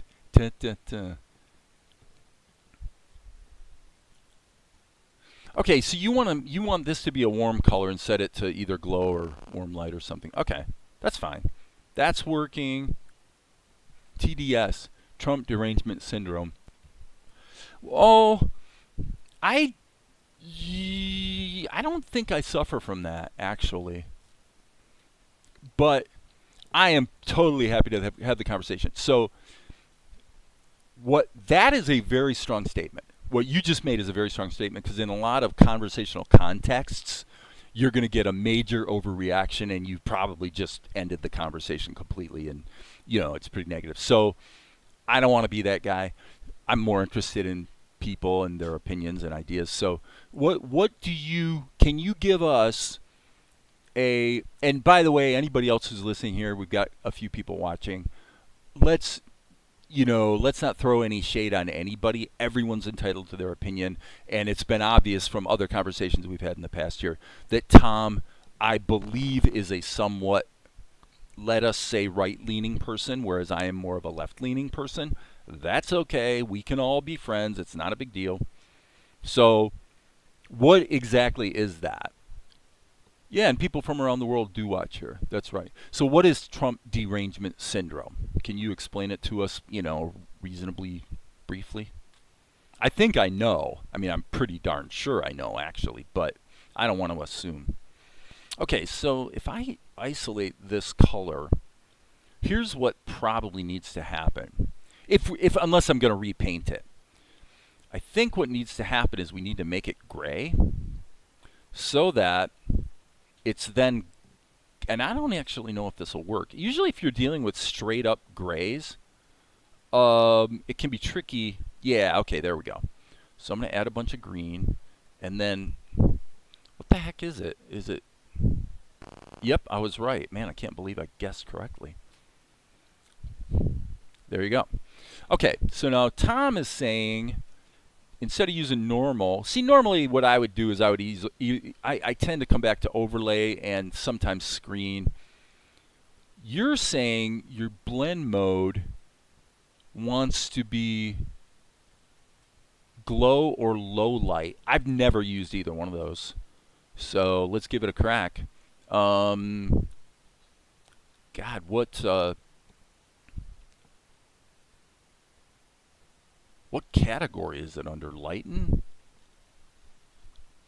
They have so freaking many blend modes. It's kind of amazing. Super light? I have no idea what that does. But you're saying either glow or low light. Oh, soft light. Oh, okay, yes. Well, the thing is, I mean, I would actually make the argument that soft light, they're not exactly the same, but applications that don't have soft light as an available blending mode usually are well represented with overlay. Overlay generally does the trick. And in practice, what I've found is basically it doesn't make any difference. In this case, because of the slight contrasting effect, I think the overlay looks kind of a lot better, actually. So you're thinking something like that, which creates a little bit of a backlight behind Mel, which I don't know if that's a bad thing.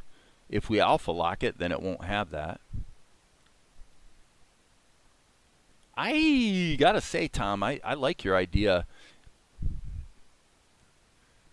That's really sweet, actually, the way that warms up the edges where the light's coming in. You could maybe argue that it should be more stark and bold here, but not necessarily. I mean, if the sun is shining but it's coming down from an angle this way, you would be catching more of it here than here. So, good call. I actually like that quite well. Is that pretty much what you were... Yeah, roll the mouse wheel. There you go. Roll the mouse wheel and stop when you see a good one. That is a good idea. Okay, so I'm going to save this and re-render it and see how things are looking in the show. Okay, so now... Yeah, perfect. Perfect. Okay, Trump derangement syndrome is people talking politics on a non-politics channel or stream and getting very fired up about it. Yeah, I mean... I thought it was maybe a little more specific about the general opinion that would be shared by people on the left about Donald Trump.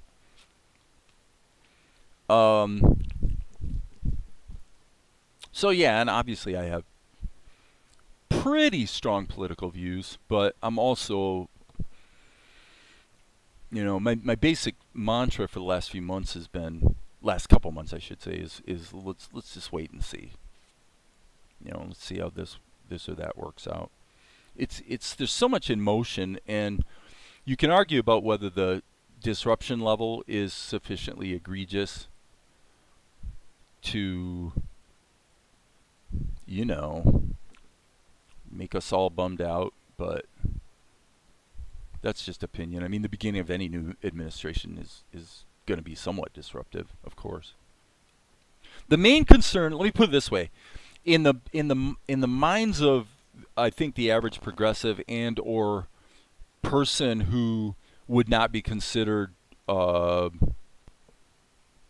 pretty darn well off in life. The worry is basically that programs that people depend on are going to be cut. I mean, that's the biggie. Social Security and Medicaid and Medicare are the biggies that people are worried about. Are they going to? And the argument I was making the other day, or the discussion, was about the idea. I was talking about, again, for other people that are paying attention, I was talking about Elon Musk. Okay, so the idea was very simply that if Elon Musk, okay, I got to back one other step backward.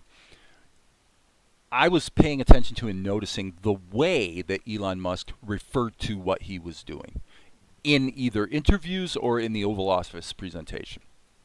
Okay, so my point was this. We pass laws, and the laws constrain what you can or cannot do, and there's often also latitude where law enforcement can make judgments about it. Or judges, frankly. Judges can make judgments about it if somebody brings a lawsuit or charges are brought. So the point that I found concerning was, if you're looking for waste, fraud, and abuse, those are the three biggie, those are the terms we're using now, waste, fraud, and abuse, and we're all being softened up as a culture because those terms are being used all over the place in social media.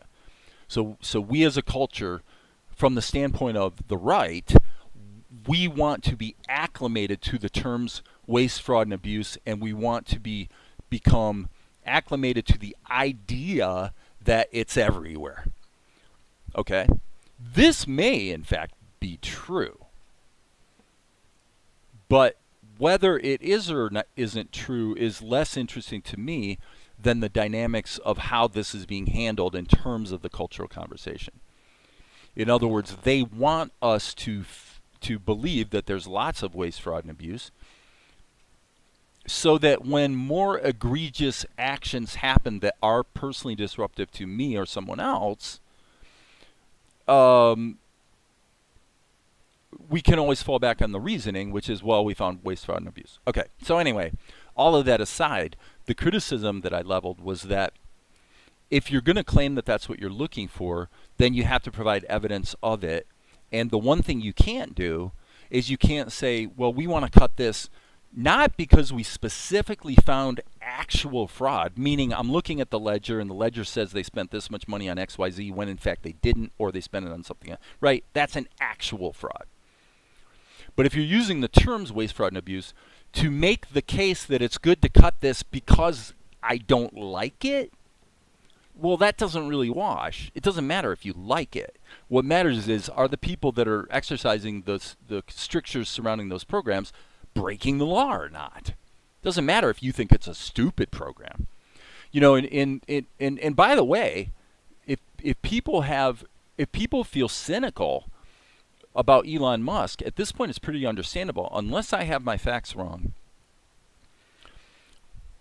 Tesla has been tanking, but yet not only did Donald Trump make a big show of buying a Tesla himself, I think he bought a Model S or something, but also I believe his State Department just bought like 400 Cybertrucks. Now Cybertrucks are widely bemoaned as incredibly unreliable, extremely expensive to repair. There's a lot of things about the Cybertruck that are really a mess. Just a clusterfuck of engineering and execution.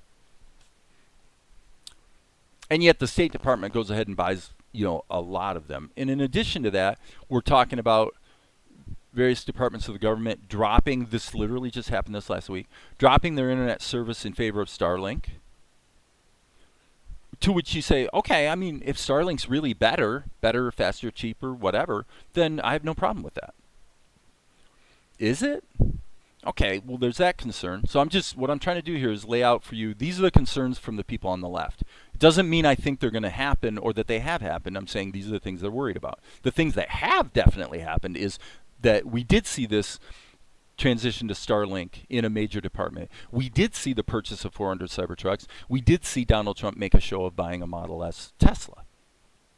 In other words, from the standpoint of his financial fortunes within the marketplace, being involved with the Trump administration has been a massive win for Elon Musk, from the looks of it. I mean, it looks like this is a great deal for him. He's making sales left and right. In the same context in which they're claiming everything they want to do is cut, cut, cut, cut, cut because we're spending too much money. So for someone to look at that and go, well, that's a little weird, that looks kind of corrupt maybe, is perfectly reasonable.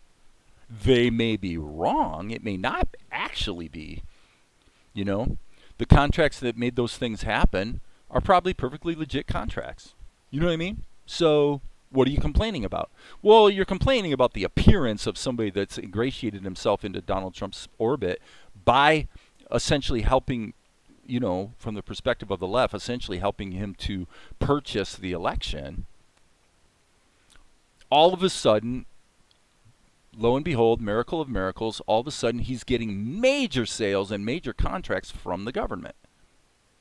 When you would think, if you're, you know, sort of all about the high-minded ethical approach one would take to governance, you would think, well, if you're going to spend $200 million and get involved, it's because you care. And this is what Elon Musk says. He does say, we care about the American people, you know, using their tax dollars well, blah, blah, blah, blah, blah. So the criticism about Doge was that if, let me take everything I've said for the last 10 minutes and summarize it to this. If I look at what you're doing and my job is to find waste, fraud, and abuse, and I look at Tom's business and I say, okay, Tom, we need to cut your business because I found waste, fraud, and abuse. That's one thing. If I look at your business and there is no illegality, there's nothing being done wrong, but I think the program itself is wasteful and stupid, then I don't have the right to cut it because it doesn't matter if I think it's wasteful and stupid. That's just an opinion. And, you know, if the program occurred because, you know, Congress voted and made it law, then my opinion doesn't matter. Finding waste, fraud, and abuse is definitely a wonderful thing. We should be looking for waste, fraud, and abuse. But it's not a matter of whether you like the program or not. It's a matter of how the program is being executed. Right? So that was kind of the point there. Back up a little. Start listing things side by side, like evaluating anything left on one side, right on the other. Yeah, I mean, correct about. I mean, your comment about Tesla stocks. Yeah, Tesla's been tanking for quite a while, actually. But then again, to be fair about Trump, anybody who claims that the market started tanking when Trump got elected is full of it. They don't know what they're talking about. The current decline began in July. Now, did it have something to do with sentiment about the election? Yeah, maybe. But the market didn't start tanking because Trump got elected. That's nonsense. It started tanking because there are perfectly natural and normal cycles that the market goes through, and we've been due for a downturn for quite a while. And frankly, we've been due for a really big downturn that only happens, you know, like every 20 years or so. We've been due for that is overdue. I could show you a stock chart in logarithmic mode and show you why it's overdue very easily. It's not hard to understand.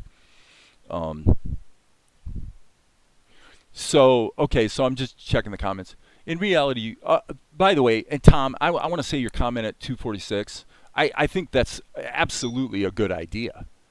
You know, if you're going to complain about Trump or put all your grievances on the ledger, then it is completely fair to note your grievances about the other side.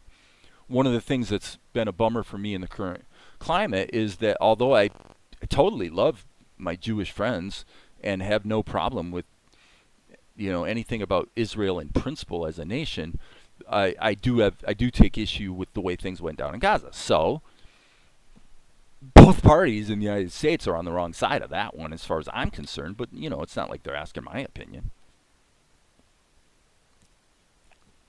So anyway, you won't have a meaningful discussion here with you speaking versus chat. Well, okay, fine.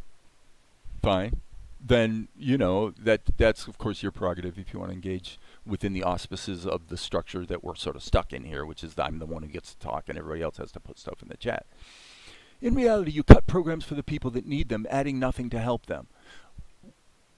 The people that need it, that don't need it are getting more benefits. So you want smaller government by micromanaging the wrong areas, using more heavy-handed governing, showing the high level of hypocrisy. Okay, so in principle, in terms of the things that either side is afraid the other side is going to do, yes, Amar is capturing that pretty well.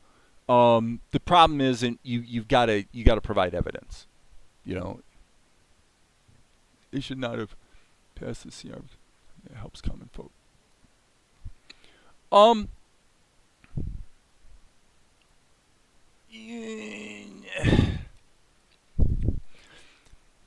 Okay, so I mean, the process is in process, right? We all understand that. But the budget that was passed by the House, in reality, is there's not much that's changed. I mean, basically, military is up a certain percentage, and everywhere else all over the map, there are cuts that amount to about twice whatever the increase was on the military side. Of course, that's a simplification of it, but that's the basic gist of it. So if you're going to impugn the Republicans for that budget at this point in time, the main thing you can impugn them for is basically hypocrisy because they didn't cut a bunch of stuff. And the problem is obvious that once the cutting actually starts, everybody's worried that their favorite program is going to be the thing that gets cut. Perfectly understandable thing. You know, that people would be concerned about that. Hasn't happened yet, though. So, let's see here. So, yes, so he pokes around the corner. I didn't actually draw him. I just drew the silhouette. Ah, that's what it is. I need to add something to that shot. Okay, let's go back to that shot, and we'll punch it up and have it done here in no time. Okay, so what's got to happen is Melchizedek pokes around the corner, but then he holds there for half a second. And then what we need to do is we need to see another defocused silhouette come in the foreground to blow past him through this doorway. Okay, is that making sense? So, but Tom, I do disagree, though. I don't believe that it's not possible to have a meaningful discussion. You know, it takes a little effort to respond thoughtfully, I guess, in a reasonably concise space. I mean, there is that to consider. Okay, so what I'm going to do is over here on the show, I'm going to take this scene we just rendered and actually delete it from the media pool, so I have to re-add it back because we're going to change the length of it. So this is 24 frames. Let's just see. Let's extend this out to, let's say, 60. All right, let's just see how it feels. So we've got... Actually, strike that. Come to think of it, I re-edited this so that he starts coming around the corner right away. So actually, this, I'm hitting shift. This could be brought back to here. Bop. Okay, we're right there. So, right around there. So actually, I think this was correct. I think we can leave this at 24 frames. All we need to do now is, that's Mel. Okay, so we'll call this Tavern Keeper. Everything's silhouettes in this shot. I don't know. It blows me away, actually. It really, truly blows me away how quickly people tend to get polarized and bent out of shape. You know, it's all just the exploration of ideas at the end of the day. And, okay, so what I'm going to do is work in reverse again. So I'm going to go back here. Let's add a keyframe. So we'll just insert, which creates a blank keyframe back here. And then what we're going to do is... okay, I'm going to keep running with this, guys, if you don't mind. Okay, so specifically, Amar, I'm always having to ask for specifics. Not just you, buddy, but I mean with anybody. What do you mean? You just making the issue worse. What does that even mean?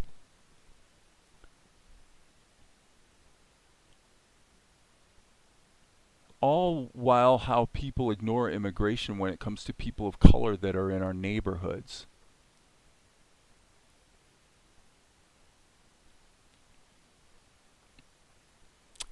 I'm not sure how to get, I'm not sure how to steer that around to, I mean, you're making observations that many, many, many, many people have made.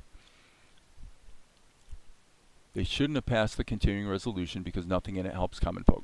But remember, what happened with the continuing resolution is everything that's happening with the budget question so far is completely consistent with everything that's happened with these budget battles in the past. Now, did the Senate get something done by midnight on Friday? I didn't hear anything about that, so I assume they did not.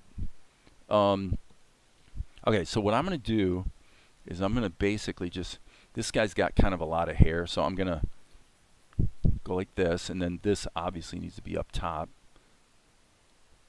Okay, and this will be kind of interesting because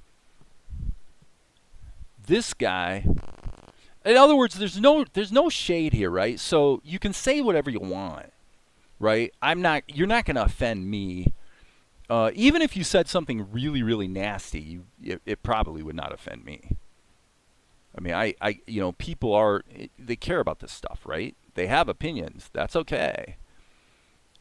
So, but I always am urging, okay, now you've expressed the idea about what it is that you're saying is happening, but then you've got to start getting down into specifics, and a lot of times the specifics are actually contradicted by other specifics. Meaning that whatever you have to offer could be completely correct, and yet it's just one anecdotal example of something that's bad on your side of the aisle that's counterbalanced by something bad on the other side of the aisle. Okay. So now this guy comes into the frame, and I'm going to say in this case, golly, I think the way to do it is I'm just going to do that with the transform mask. Put the transform mask here.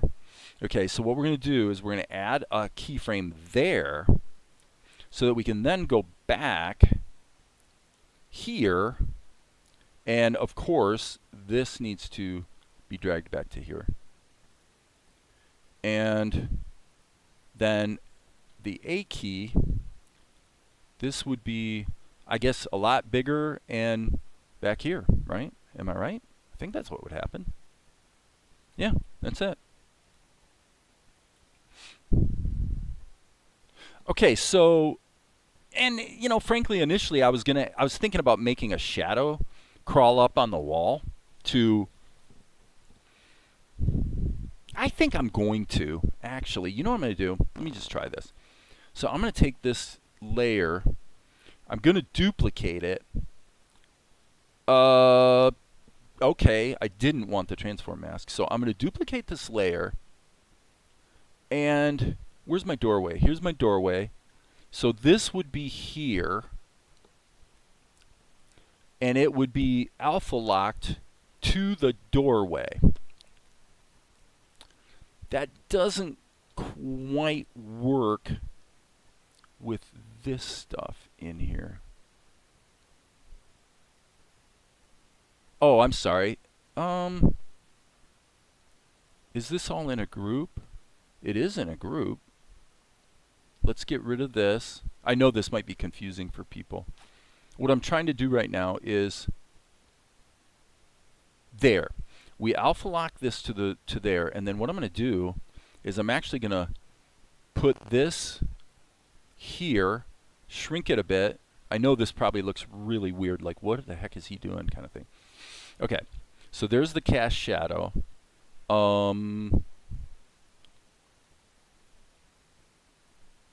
And it is pinned to the timeline. I want to take this keyframe and remove it. Do I want to remove that? Yes. Okay. So then what we're going to do is, working in reverse, right here, I'm going to just move this down. Okay, so this might look a little weird. Like, what the heck is he doing? You'll see. Okay, so now we're going to take these keys and reverse them. Mirror frames. So what happens is you see this, and then you see him show up.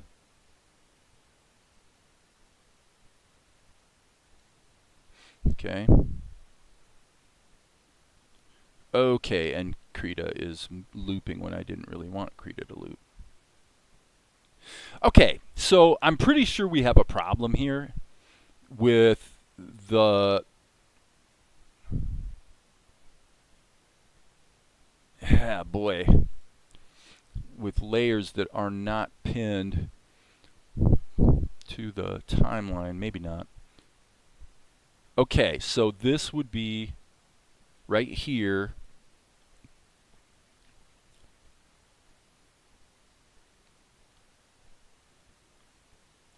Okay, so this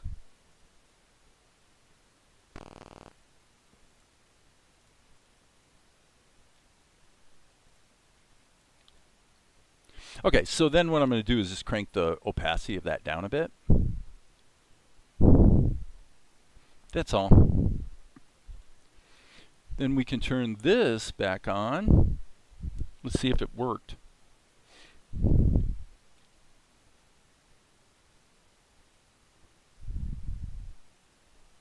Not bad. Okay, and just, golly, let's just extend this out a bit so that we have time to notice where it settles. Okay, okay, not bad. There's something wrong, though. Okay, yeah, right there it is.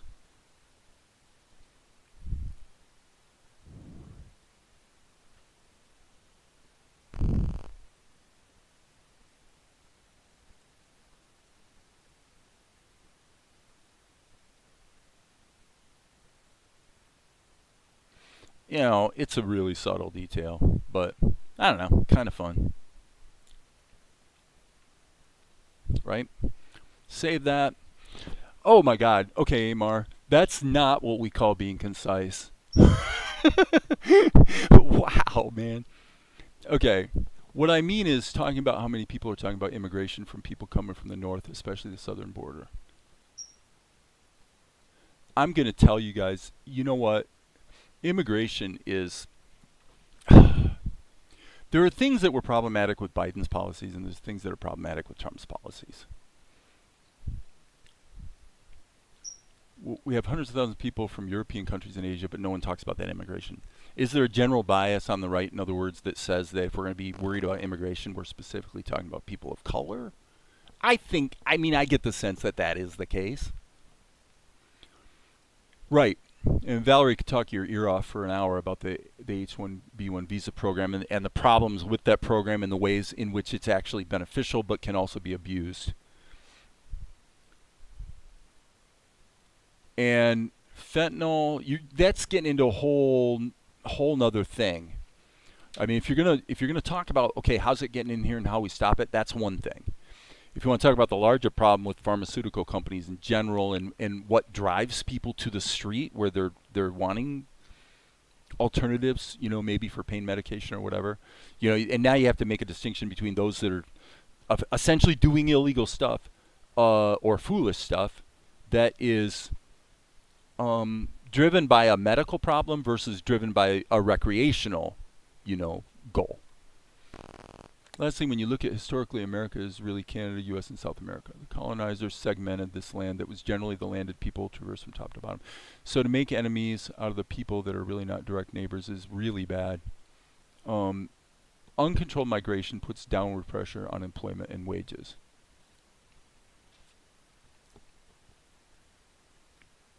Okay, I'm gonna just stew on that one for a minute.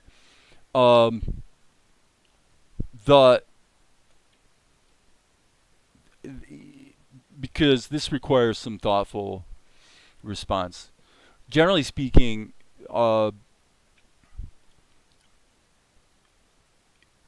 and it's a problem with the cultural conversation is made difficult by the fact that there are mitigating, or not mitigating, there are, let's say, related considerations that might go against the preferred policy. In other words, what do I mean by that? Okay, I could make the case probably pretty easily that when we have favored rampant immigration, that those have been periods of time when we as a country have thrived and grown a lot. And you can talk a lot about the jobs that immigrants, including illegals, do that Americans don't necessarily want to do, picking fruit or whatever. Okay, that whole discussion is pretty clinical. It's pretty straightforward. The data doesn't lie. I would even take it to the extreme of saying that if you're generally going to say immigration is a bad thing, even pretty high levels of immigration, if you're going to make the claim that it's a bad thing, I don't think the data will support you very well at all. You're going to have a hard time making that argument convincingly. Now, if you cloud the issue by saying, well, yeah, but even if we concede that generally immigrants making their way into the workforce is a good thing, let's say, but we don't want them bringing in drugs and we don't want them being criminals. Yeah, of course you're right. Of course, right. That was baked into the, when I'm looking at the data, I'm saying obviously it's baked in, because what kind of an idiot would you be if you were defending the idea of people coming in here so that they can, commit all kinds of terrible crimes or transport controlled substances? Obviously. Nobody's that stupid, right? Nobody is making the argument that that's a good thing. Okay? So there's really no reason to even make the point, right? It's obvious. Nobody's going to debate that. Okay, so this is 32. Let me double check this. Just to be sure. Yeah, 32. That's where I landed. Okay, cool. So I'm going to go ahead and... Okay, so in other words, if you want to get to the heart of the matter, too many of these socio-political conversations are about the solution when, in fact, we haven't even agreed on what the problem is. It doesn't do us any good to propose solutions when we haven't even established what the problem is. And so immigration is inherently complicated and difficult because there are multiple considerations at hand. The basic problem, I suspect, what do you think, Tom? That you said that pass laws to control minimum wage and then ignore it and hire illegals. Okay, let me look at this.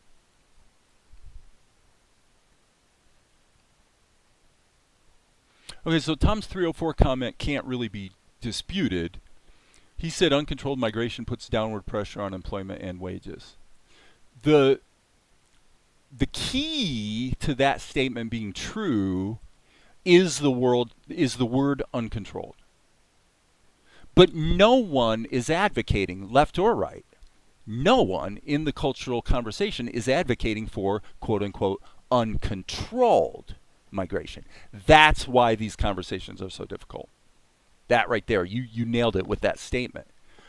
Because you made a statement that's absolutely true, but it's a little deceptive, not by intent. I'm not saying you meant to deceive anybody. I'm saying it's a little deceptive because obviously, quote unquote, uncontrolled migration presents all kinds of potential problems. The problem is nobody's ever made the case that we do want uncontrolled migration. That's not what people are concerned about. They're not concerned about uncontrolled migration in or out. They're concerned about the policies affecting them or someone they care about. You know? Amar saw since the 80s, people come from the south of the border doing jobs no one else will do. And that's well established. Everybody knows that if you're smart enough to have this conversation at all, then you know that obviously it's migrants that are largely doing those jobs.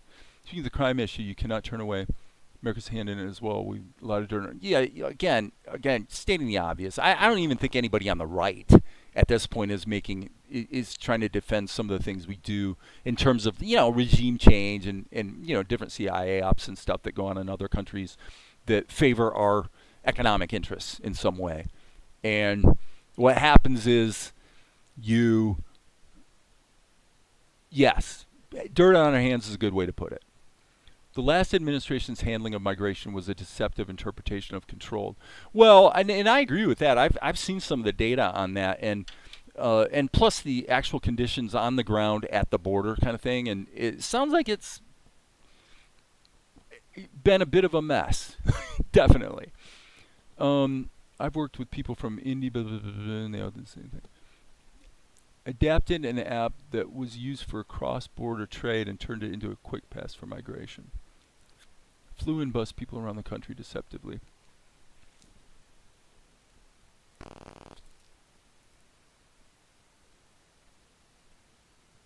Yeah, and those are that's pretty objectionable. All right, let's make sure this is flowing properly because we got to get into a shot here that's going to be kind of a lot of fun, actually. So here comes Mel, and uh-oh. Boy, that's gorgeous. That really worked. Thanks again, Tom, for the suggestion on the border there. I'm liking what I see. Okay, so let's go back to Blender and see what we've got coming up next. We've got this guy busts out, "Get out of the way, kid." So this is not something that's going to be done in 5 seconds. Right?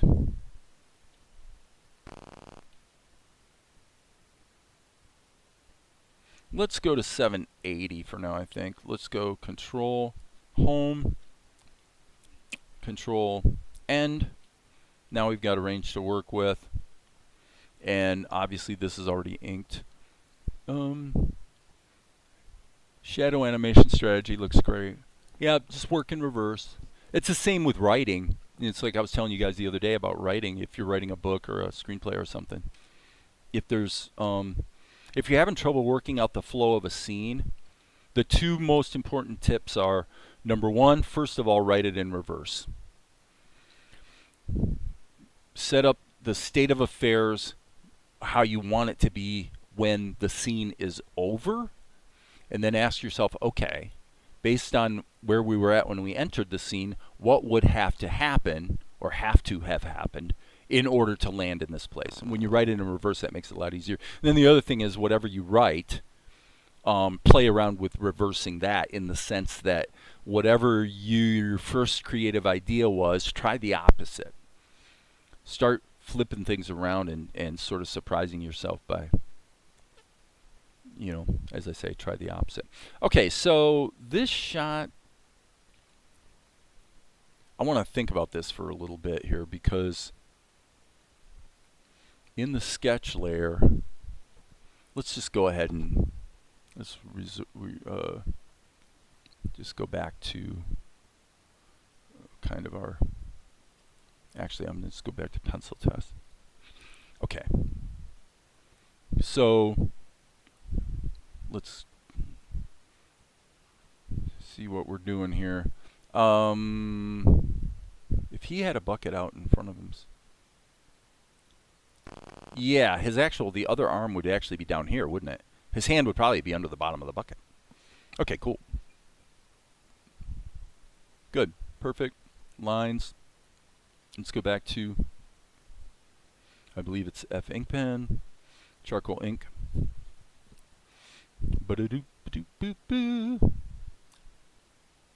Uh-oh. That feels like the wrong brush. Radius of 120. Maybe not. I don't know, man. I don't remember when I was doing the inking here. What does F pen look like?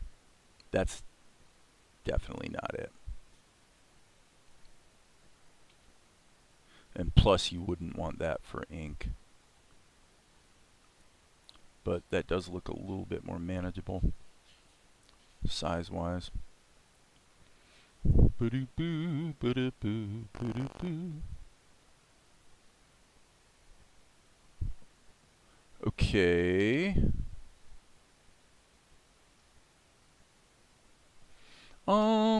Sad thing is people on the right claim they don't want immigration when they know the people here are not going to do the work, especially when it comes to manufacturing.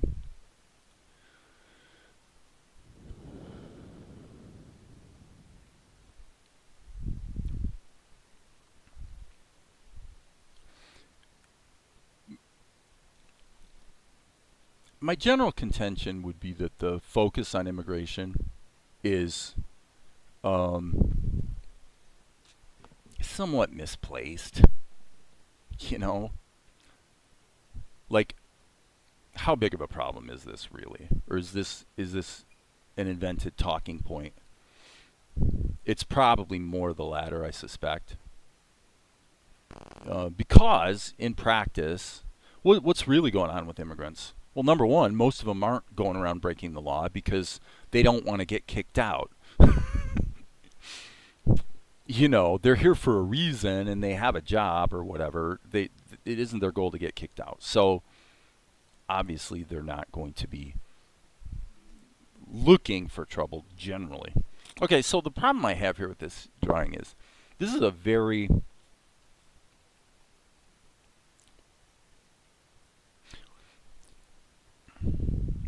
it's one of the more difficult things to animate, is because we're looking straight down the barrel of the gun, so to speak, in the sense that his hand is coming out at you. I'm not even sure I'm sold on the sizing here. I feel like the hand should be a little larger. So I kind of feel like I want to... Okay, so he does that. I want to think about this. Like here, we have a potentially really cool animation moment. So I think the thing for me to do is turn the lines off. Yes. Turn the lines off. Why we have keyframes on the shadows, I'm not sure. But what I basically want to do is punch up the pencil test so I know what I'm going to ink and paint here. So, what are you talking about? Well, probably zoom, bam. Yeah, that's probably about right. So this is where he ends up before he pitches the water out into the street. So for me, this is an animation exercise. It's a good one. It's going to be a challenge. And if you're lost at the moment, just stick with me here for half a second and it'll start to make sense. First of all, the guy's coming through the doorway. So therefore, he would be okay, stop. Let's turn off proportional editing. Be slightly smaller, although he is a reasonably tall guy. And now let's go back into draw mode and let's just erase his hands so that I am forced to really think about, you know, what I'm doing with this character. Okay, stop everything. I need to switch my goodies back to the pencil and back to the pencil test. Okay, cool.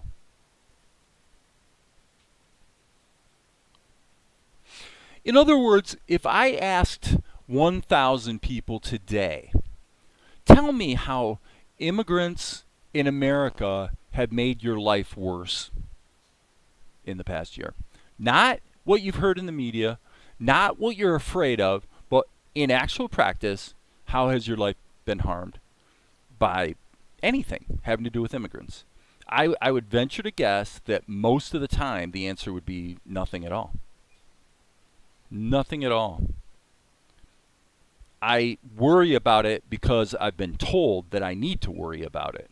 Now, of course, I'm not saying this is true for everybody. I'm not making a broad brush statement here, and I'm not saying it's not a problem. I'm saying that it's like being a if you were a really strong advocate for the complete illegalization federally of marijuana, which of course was the case for quite a while. the question you have to ask yourself is, okay, how has your life been harmed by somebody else who smokes dope? Obviously, in 99.5% of the cases, the answer would be not at all. Not at all. So there is the factor that we're being told what to worry about, and sometimes that's good information. You should be worried about this or that. But if the politicians are picking up on it and, kind of crowing about it a lot, it's highly likely, it's not certain, but it's highly likely that you're being told to be worried about this because it's serving someone's political ambitions for you to be worried about it, because that's going to affect how you vote. If you believe their story about not only what is the problem, but what is the scope of the problem and what is the solution to the problem. And I believe everything you tell me, and because I believe everything you tell me about that, I'm going to vote for you. Obviously, that is a big part of the end game, and you can't blame the politicians. They want to get elected, right?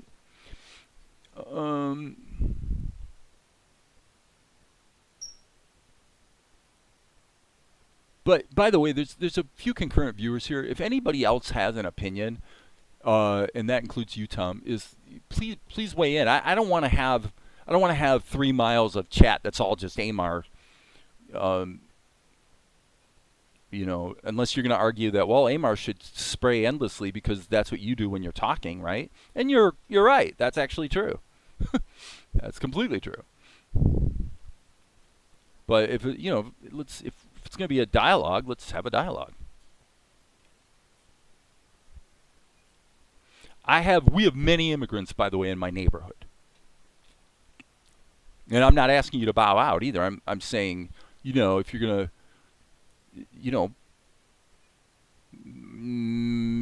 make the point and see what other points are being made.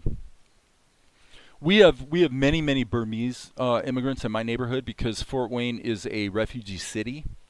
That may be something that Donald Trump's going to try to put the kibosh on. I'm not sure, but yeah, and honestly, they don't affect me at all. I mean, I see them around, but most of the Burmese, or if you want to say Myanmar, because obviously there's, it's not called Burma anymore, but anyway, most of them, what they do is they come here and they tend to work for Tyson, which is about 40 miles away or so in Warsaw, and that's what they do. And a lot of them do. I mean, it's almost like you could almost say they all work for Tyson. So they come here and then they get in a van and they all drive an hour every day, work in the Tyson factory, meat processing plant, and then they come back. And that's it.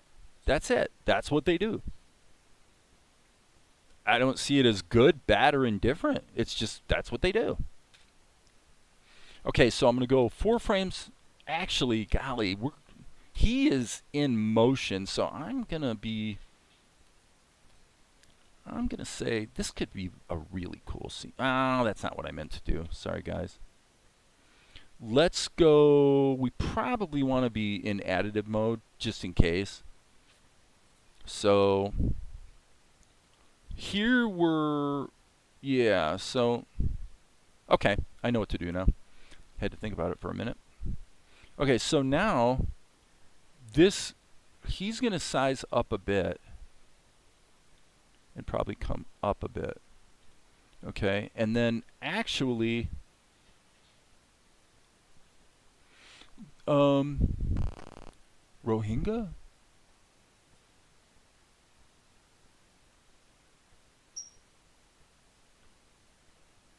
Yeah, what Amar said is very true. In fact, there was actually a house in the neighborhood that went up for auction, and some Burmese bought it.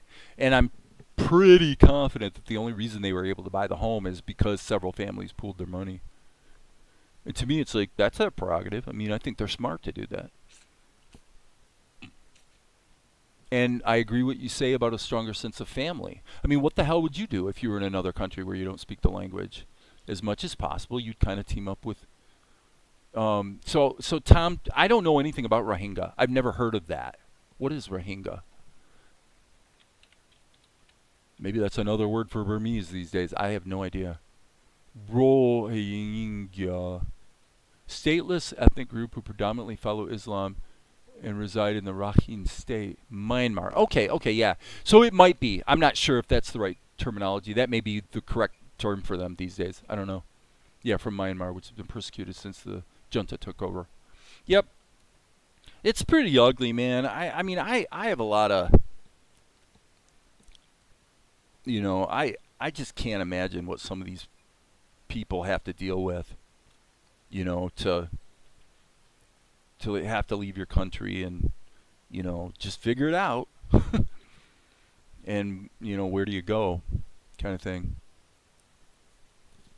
The general timbre of my opinion about it is that we're a country that was absolutely built on immigration. And if you're going to decry immigration, which we all come from families that were immigrants at the beginning, then you should have that peripheral issue that's informing that argument. In other words, if in fact it is true that immigrants are the source of a really massive percentage of the crime that goes on in our neighborhoods, then yes, okay, that's an issue you want to look at. But if okay, so from the perspective of the left, Tom, this is not going to be news to you, but basically the deal is, we want, it's like the trans issue. I mean, it's comically ridiculous. For all of human history, about 0.3% of people are trans. It's a little higher about being gay. It's more like, I think, about 2%, something like that. This is nothing new, and it's like, why are we even talking about it, kind of thing, right? And so immigration. Well, did we bring up immigration because we just need something to argue about? To a degree, probably, actually.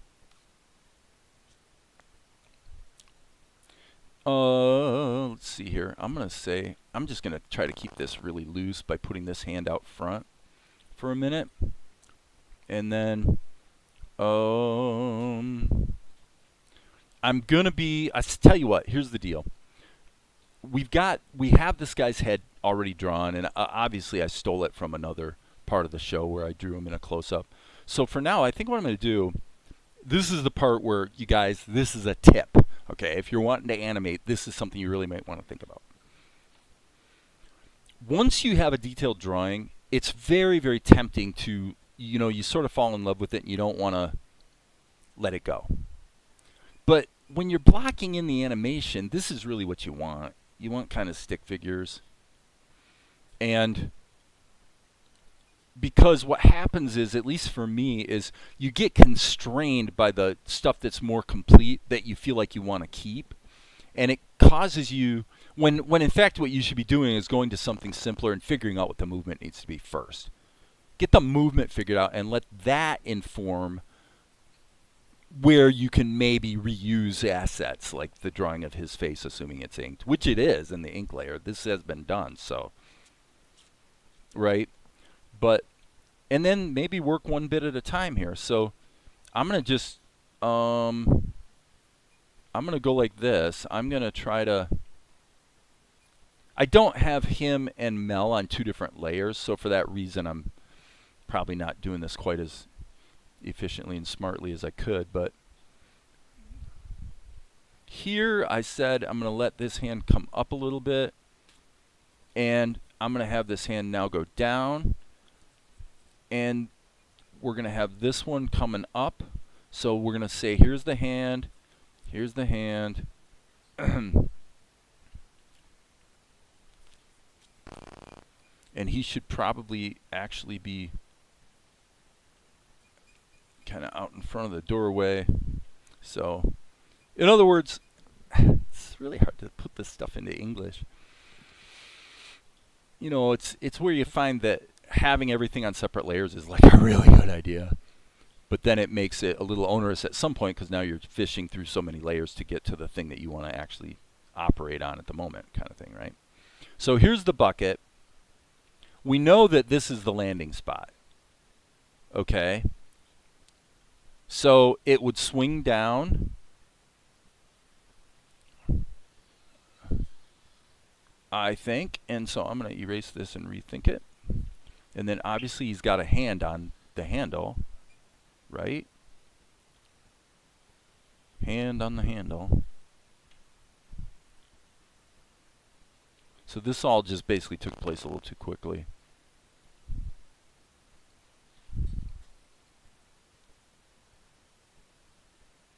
Okay, here, good. Here, bad. And again, the main reason I'm erasing is just because there's other stuff in the drawing that I don't want to necessarily get rid of yet. Okay.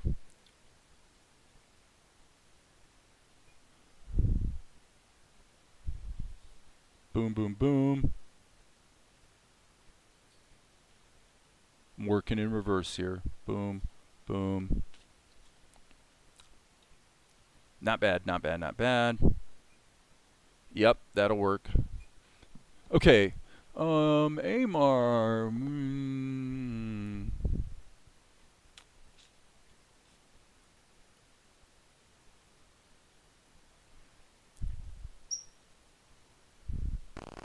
Looser the better. Yeah, yeah. I'm obviously, as you say or alluded to, I'm kind of working from a storyboard, you know, and that creates certain constraints.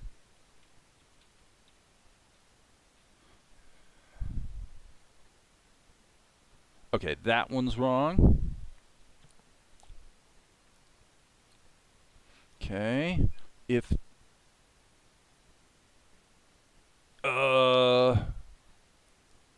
poof right here. All right, I'm just trying to feel the flow here of the weight.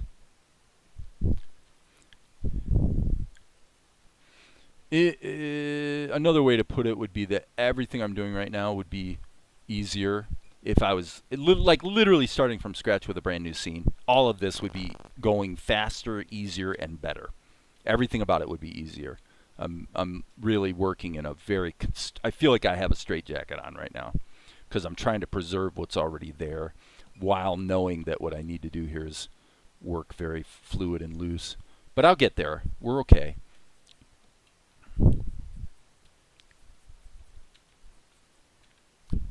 Yep, signal flow. You got to think about what the signal flow would have to be. It's like I said about working in reverse. What I'm trying to do is I'm trying to get the shift in body weight, and I think I'm starting to get it. You see his head flopping around? That is completely what would happen. Because he's throwing his arm up to then step into it and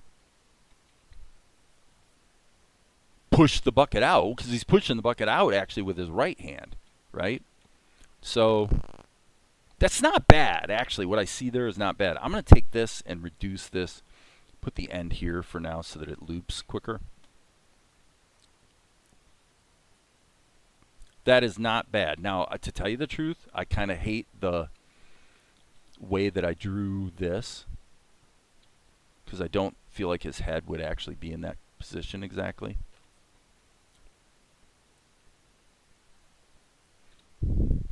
D key.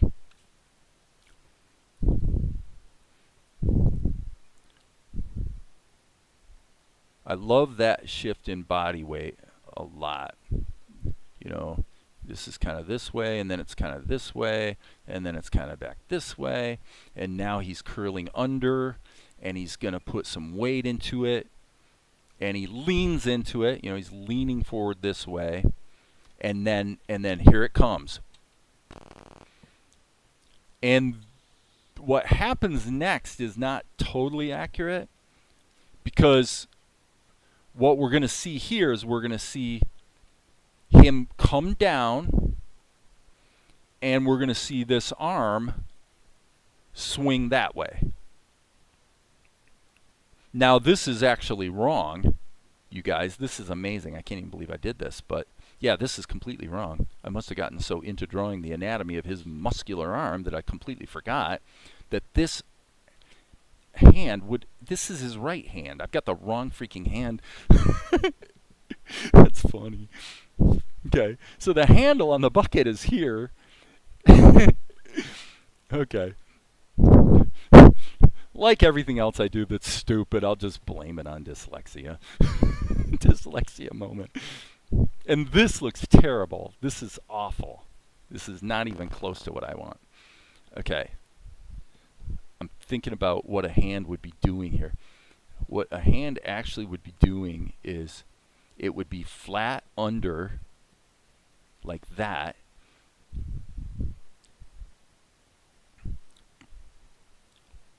And so I just kind of feel like his shoulder would be actually more up here, because I want this arm to be fairly straight once it swings into shape. Okay, and then he's also reaching, you know, his whole body weight's really twisted because he's throwing this arm up so that the bucket will, you know, eject the water, right? Okay, so now back to the comments here, friends. Looser the better. So now he's talking about animation. Storyboard animate production gives you more space. Yeah. Basically the way I've been doing it's been working really well, but every once in a while you get into something like this, which I look at it now as being, well, you know, this will be kind of fun. So this is a lot more work. I mean, I'm into freaking Disney mode here in terms of how much animation I'm doing on this shot. It's quite a lot that will be required to make the shot work. So, and I will not even say it's not possible that I will go, you know what? I'm going to search for a simpler way to convey this so that I don't have to do as much ink and paint. Not promising I am not going to do that very thing. So you see how it comes up here. Actually, I would say this should come up even a little higher, like that, for the simple reason that here we want it to come back down, because he's going to step into it, and then this is going to cut, obviously, directly from this to this. And then we want to see his body throw itself into the motion. The right hand is coming up under the bucket, and you know, he's trying to push it. Get some acceleration behind it. Okay, so what I would say when I see it in motion is that this is wrong. I guess because I didn't isolate the layer, it made a keyframe on every channel. That's okay. I'm going to put this 2 frames ahead, because what I'm missing here is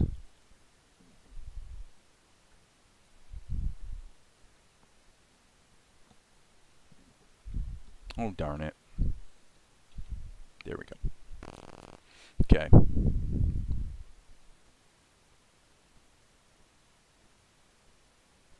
Yep. I want this to be even more extreme. I want the weight to drop a lot, because that is what would happen. And this is not far enough down. Should be bopping back and forth a little more, I guess. Okay.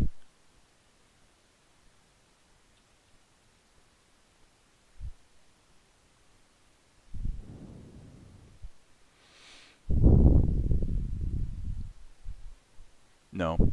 Completely wrong. Completely wrong. It's not even close.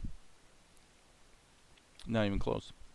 The reason it's not close is because this is just, I'm going to have to actually stop, because, yeah, it's like past 3:30. It's time to quit anyway, but also this is, up until here, it's pretty good. You got this shift in body weight that's pretty sweet. And then you get here, and we're still okay, but then it totally falls apart here because his body's not moving, and like it's just his arm moving, which is just absolutely ridiculous. That's completely wrong.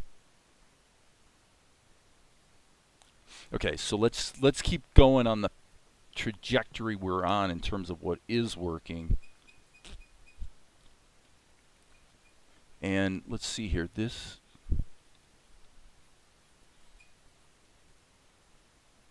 So this would really be coming down here quite a lot, I think.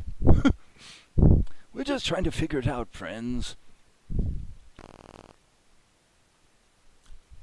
So this is why sketching, just like, one layer, top level, just sketching is so useful, because once you're constrained by something that you previously drew, again, this is the most important tip today, other than maybe some of the stuff I said earlier about background painting, but once you are psycho-emotionally constrained by something you drew earlier, it's brutal to snap yourself out of it. You're better off to just draw the whole thing from scratch. This switch right here is just ridiculous. Just to that, from that to that is just terrible. It's not working. So let's just keep going and see what we can do. Right there, why is that bad? It's bad because this hand looks like a freaking, it's just stupid. It looks completely ridiculous. We want to go from this, okay, leaning, his body weight's going that way, and yet he's kind of trying to, okay, this is I'm starting to feel it now. Okay, right?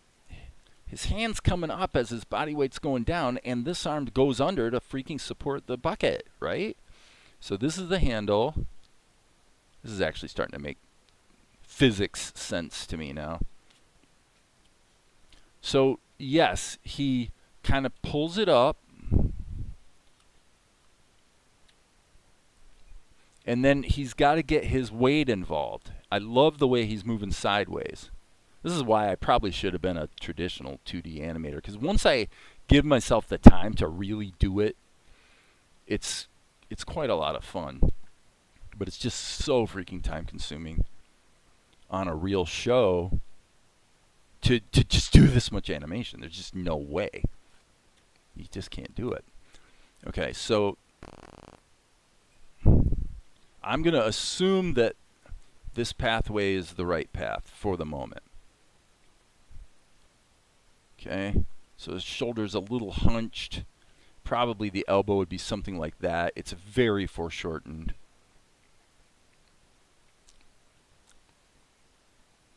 And then obviously that's completely whacked. This whole picture is just wrong-o bongo. I'm actually going to delete the keyframe.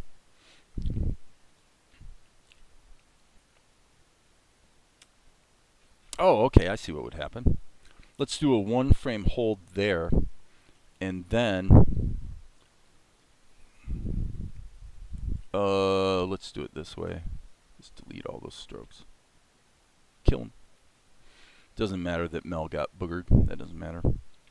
We want to draw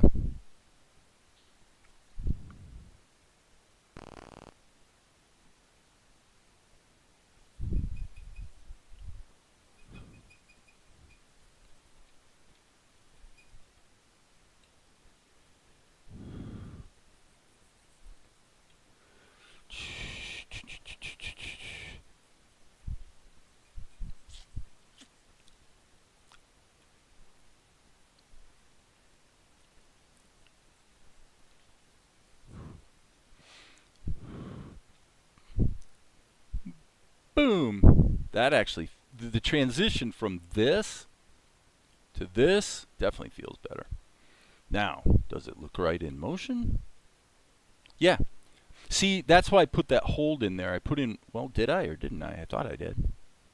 Yep, I did, but it actually put in a keyframe anyway. That doesn't belong in there. So I put in the one frame hold because then there's this rapid drop before he, boom, really gives it a push. Is this making sense? Bam, shoot, bam. This probably should hold for 2 frames as well. Bam. Then he throws it out. Okay. So this is kind of bad because we've just given ourselves a ton of work to do on the ink and paint side. But the motion feels pretty good. Anybody got any beef with it? Maybe if you just did the thumbnails off to the side of what you want to do. Yeah, sometimes I do that. Sometimes I map it out on paper, actually. When just playing around with pencil 2D. I don't know why, I guess it's habit, but for some reason when just playing around Pencil 2D.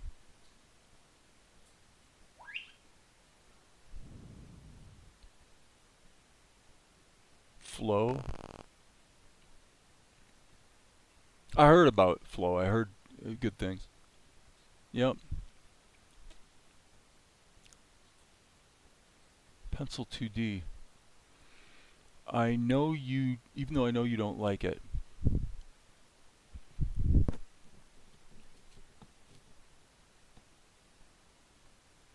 And when you, is Pencil 2D the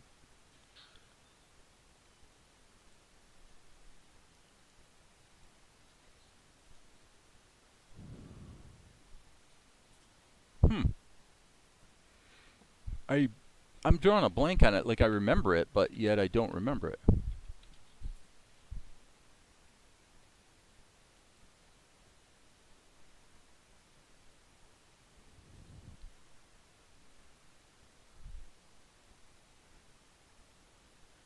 Oh, that program. Oh yeah, got it. Duh. Yes. Yeah, I actually had QD Creator on my machine and actually built it and was hacking the code about 3-4 years ago. Um,